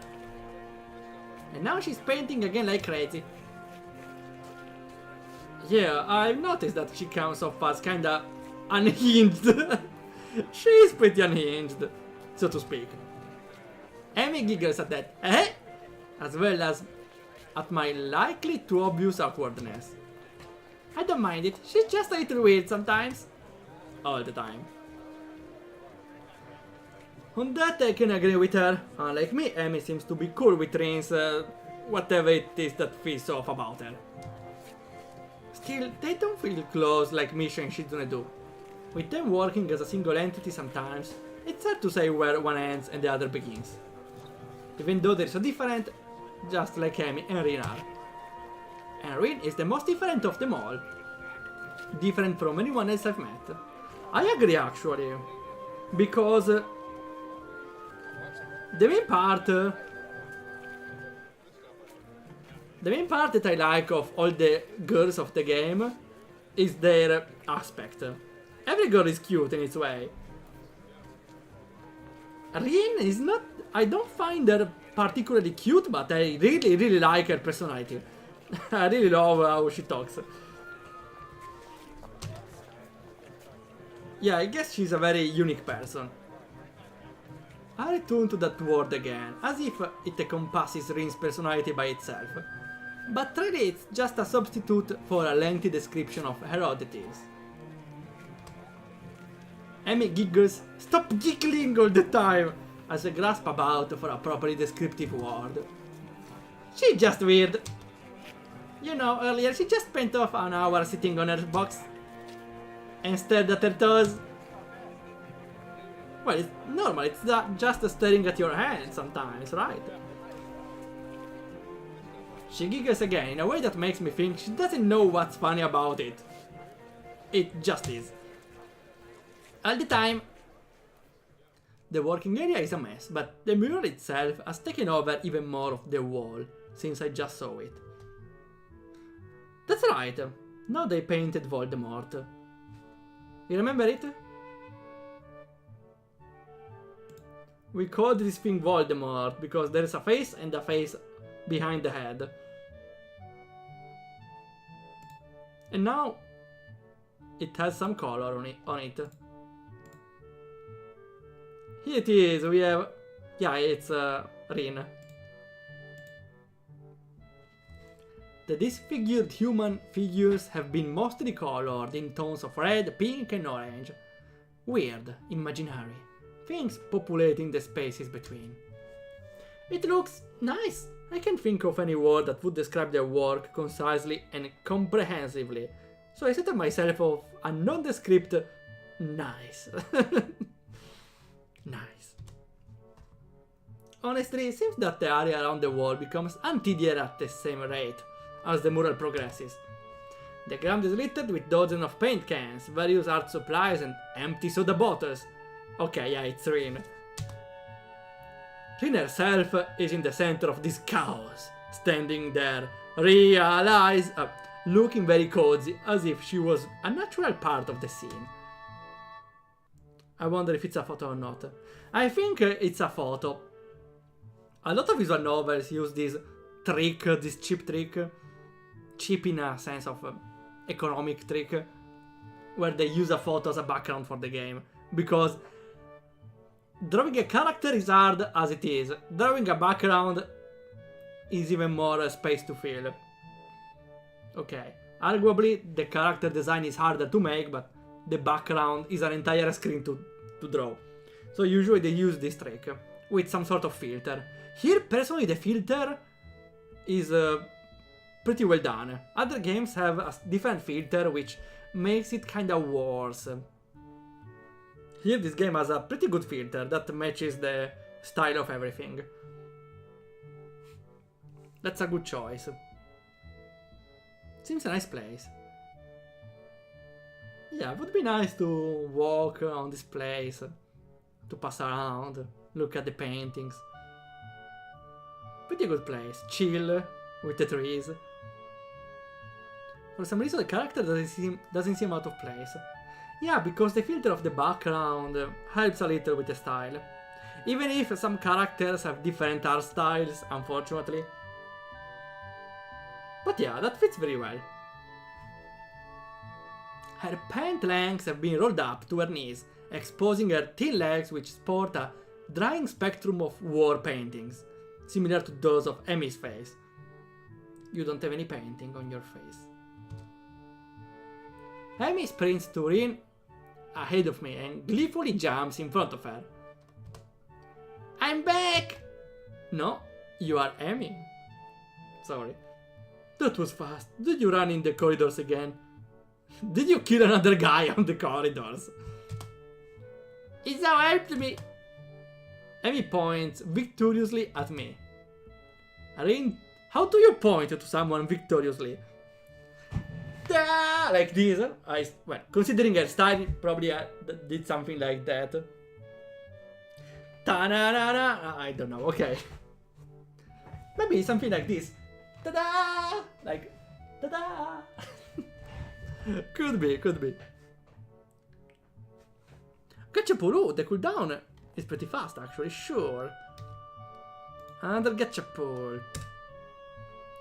And yo! You got Tossa! With the provisory English name Kafka. Tossa, the character from the very famous Parachain game. Yay! Instead which times 2. Awesome. Well, I switch myself too, since I don't want to remove the coolness of having a toss. Okay, here. Now I'm Valdet. Yeah, I called it as an English name for now, Kofka, pronounced Kofka, because it's the Kofka. It's kind of inspired by Kafka or Kafka from Final Fantasy VI. Kofka, for the moment, it's that name. In any case, it might appear in my future game. That would be the English name. It will appear in a future game because I have the idea of the game with all the evil antagonists. I talked about it one time on Discord. A grow game, where the grow game is that very old style game where you make choices in order to complete a scenario, and you need to make the right order of choices. A game where you need to choose the order of actions of the antagonists. So first you send Tossa, then you send, I don't know, you send Anagram, and yeah, a game with all the antagonists. That's why I'm trying to make an antagonist in every game now, because I need a collection of them. In the case in the future I want to finally program that game. Seems like God of Overlay 2. They say no, it's a completely different game, I would say. God of Overlays is more like a puzzle game, a little action, where you need to take care of the stats. While this other game, temporary name is Devil Lord Corporation, where there are scenarios where you need to determine the right order of actions. Which order to send the antagonists to stop the hero. So for example, you first send Anagram, then Kafka, then you send Zorg, and whatever. You to choose the right actions. Gameplay similar. No, in God of Overlays you don't choose right actions. You need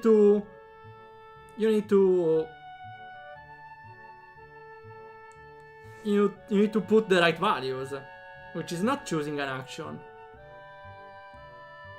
The description is a little vague after all, though.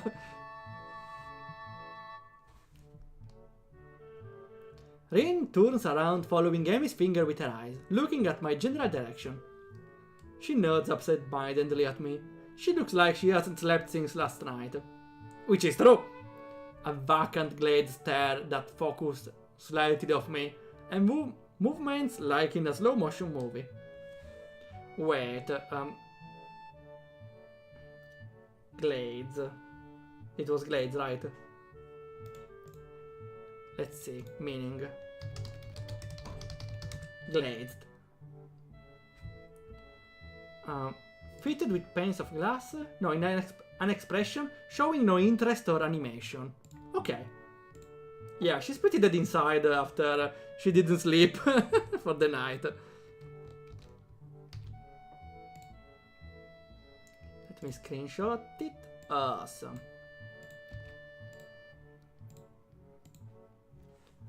Hello, Isao. Thank you for your help. Don't mention it. I just did. Oh, that's why I also love Rin. Never mind. Looks like you've made a progress. Looking good as far as I can tell. But now you get more bad luck. I know, but I'm willing to take the risk. That's a very nice thing to say. For me, of course, not for you. This is why artists are always unlucky. They have to constantly look at their unfinished paintings. Well, I can feel you. It's the same for them game developers, don't worry. Actually, yeah. More than not, we always think and look about an unfinished project, which we may be still be working on, but we focus more time on unfinished things than concluded things. Which is not sad in a way, but still, it's something to think about. So artists can't find romance, their favorite TV show are cancelled, or they die young before of an unspecific disease. It's a deep and mysterious law of the universe. Don't call it now, please. Unless they are blind. She considers this for a while, looking like she's going to fall asleep. There is a boy. At the art club, you see. Blind boy. So he doesn't. See. He should become an artist. No bad luck, guaranteed. Don't you think that would be a good idea? Well, I wouldn't say no, because being blind, it makes it very, very hard to be an artist. But also not having arms makes it hard to have an artist, but Orin still manages it. It's like being a musician without ears, without hearing anything. Who the hell would do something that crazy? Like, it didn't happen. That only blind people should become artists? No, not as much. You might have a point. Laughs in Beethoven. People can nail bananas to a wall and they get called artists. You have a point. If you are blind, you can also do something as stupid and be pitied for it and become famous. So maybe it's not a bad idea. Abandoning this train of thought, she turns again to consider her work and starts humming a tune that I think I recognize, but can't remember the name of.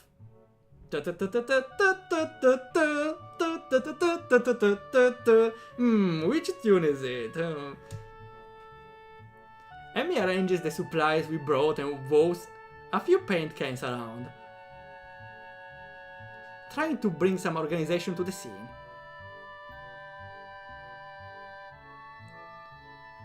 Thanks to the vibration, it was vibing. Wait, I was missing the part that Beethoven used the vibration. That was pretty smart. Well, everyone adapts in its own way. I mean, I need the Prussian blue paint. It's a long time I don't hear the Prussian blue. Oh, blue Prusso, right? Which one is Prussian blue? The blue that's Prussian. You know, the one near in the Asia. Between Europe and Asia, you know. Wait. I never called it I'm sorry, I need to remove a doubt.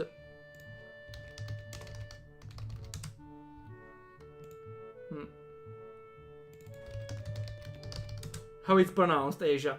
No. Here. No, the translator that never mind. I wanted to open the translator to translate Asia in Asia to hear the pronunciation, but it doesn't translate because it's the same. Too bad. Beethoven didn't go fully deaf until he was in his 40s. Well, it was so a time limit. It had a time limit. She's staring helplessly at 7 or 8 cans, each with a different tone of blue. It's the one with Prussian blue paint in it. Oh, I love Rin every time she speaks. Cheats, Rin, you're not helping at all. I look around as well, even though I don't know what Prussian blue looks like either. I wonder what blue has to do with Prussia.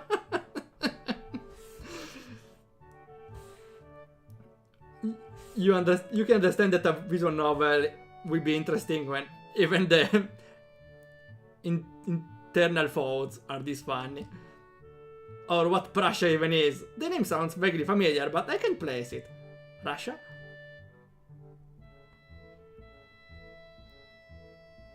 Blue. Okay, Michael. A nice adventure. Another gachapole. Oh. I didn't remember they were so frequent. Let's go. And you got Lair. Okay, Lair Is a character for a game I want to make, but is still, you know, making every game is not easy anyways. Is a shy kid and wears in the head he's some sort of painter, you can consider him, and wears some sort of reversed not paint can, a bucket, a reverse paint bucket. I wanted to link it to, you know, the paint bucket in Paint, when you can splash all the color on the canvas, right? You activate the bucket and you click on the canvas, everything becomes blue. Yeah. That's the general idea.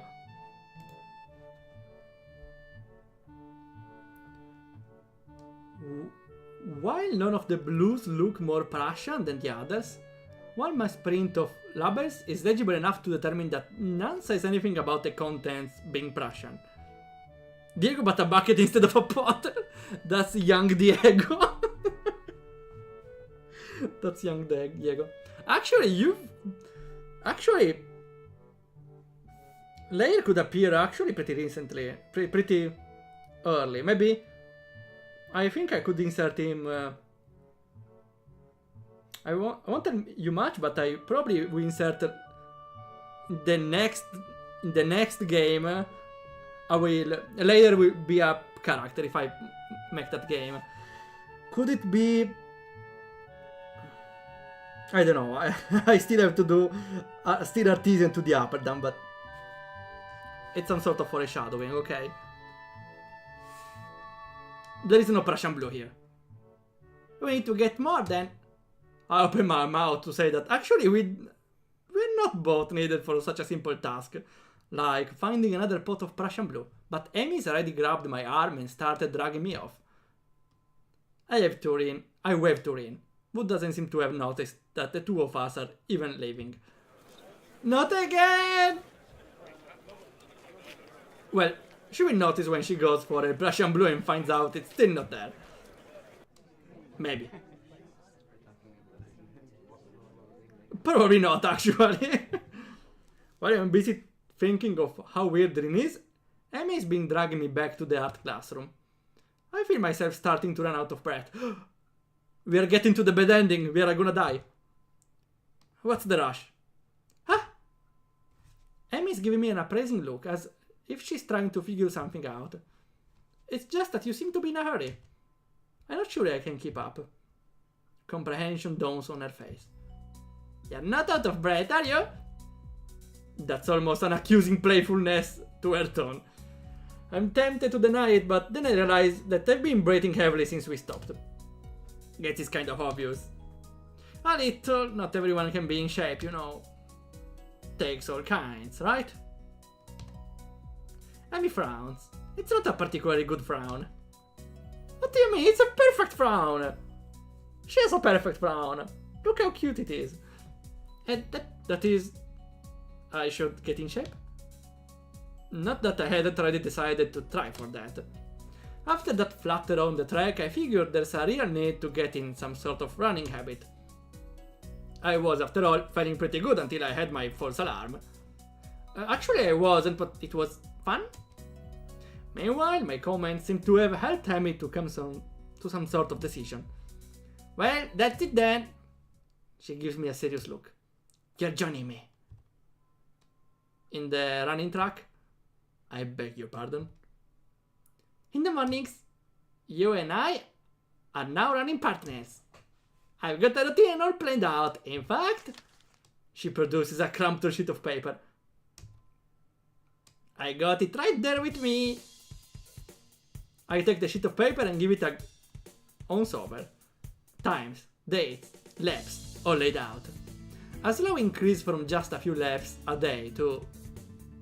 My god, does she expect to have me running marathons?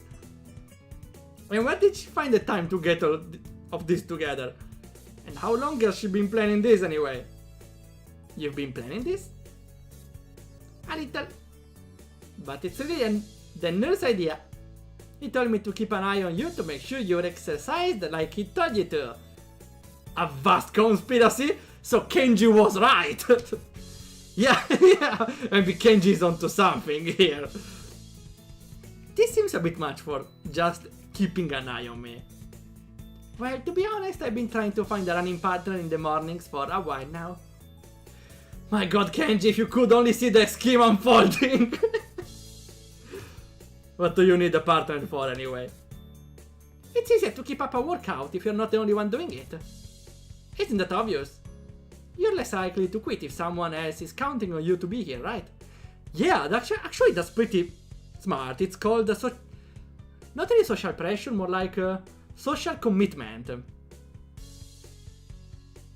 Actually, I looked into it briefly because I touched the argument while writing the thesis, and yeah, it's a pretty strong motivator because you are not motivated to do something on your own, but if there's something here which will be pleased or displeased if you are there or not to do that something, in this case exercise, then you are very, very strongly motivated to do it. One example, well, the example that I got was, for example, no one is using Snapchat here, right? Still, Snapchat, when you send images to one of your friends, memes I suppose, the app counts how many subsequent days, how many days in a row you sent a message to your friend, an image to your friend. And so you get a daily streak. And so you are very incentivized to log in into Snapchat to send your friend a meme. Otherwise, the friend may see that you lost your streak with them. And so you feel pressured in opening the app because you feel like your friendship with that friend relies on it. And that's the way that apps keep players or users engaged with them. I see. And this won't only keep you running, but it will make sure that I keep running as well. Meaning that I will be obeying the nurse. And I'll be keeping an eye on you, just he asked. You caught on quick, he's out. And if I refuse? I have no intention of refusing, of course. But I've got at least to put up a token of resistance to such a masterfully executed plan. Well, if you refuse, I'd have to pout. No! I can't resist a pout, okay. You won me, you won.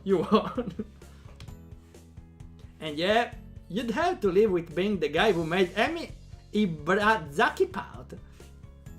You're pouting all the time, come on. You don't want that on your conscience, do you? As if to demonstrate, Emi begins pouting. It is the most adorable, heart-wrenching thing I ever seen. Okay, I'll do it. Just don't do that. I feel like I just hit a puppy. So it's settled, right? You're going to be my running partner? Follow the workout? All the dietary plan? Dietary plan? Yeah. You've got to eat healthily if you're going to get in shape, you know? I examined the workout routine closely. He's out. Jokes on you, I'm in that shit. Please pout more. I don't see a dietary plan on there. Alright, I forgot to give that to you. Another crumpled sheet of paper is produced. It's somewhat less detailed. I had the nurse helping me come up with this. The amount of dedication that the nurse has to keep me in good health is pretty overwhelming. I don't know many school nurses would get one of their students to spy on me. Much less help come with a dietary plan. I feel like it's the opposite. Oh well. Well, again, it's a nurse of a school for people with needs. So of course they are more careful. Then again, I guess I'm not in a normal school, yeah. And maybe that's not such a bad thing. Then again, this dietary plan seems to cut out just about everything that will be offered at the festival tomorrow. No! Can we start the next week about the dietary plan? So when does our running start? After the festival. Oof, we are safe. Right after, what if I had something to eat there? I could get stomach ache, you know. I mean, the day after the festival. I knew that. Wasn't there something we were supposed to be doing? Yeah, the Prussian blue. Oh yeah, we should get that paint for Rin, right? Oh no, it slipped my mind. By the time we get the paint and get back to the mural, Rin's already wandered off. Oh well. Amy and I both decide to part ways here, leaving the paint on the ground. Rin will find it, whenever she comes back anyway. Festival is tomorrow. I'm actually a little excited for it. At the same time, the weeks left me a feeling... Wait, the weeks left me... The quick has left me feeling pretty tired, okay. So I read a little and then go to bed. Good night. And maybe we can stop here. On the day of the festival, of course. I feel like that's the best moment to end it. Because we get the full festival now. I wonder what will happen to the festival then.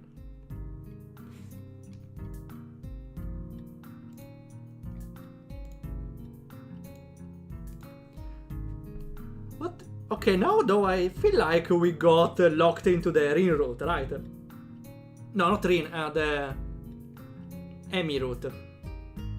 Well, maybe not completely, but we surely, with our choice, we got much closer to Rin, because now we beat her running partner, which I don't mind at all, because she cute, she pouts, she everything, okay?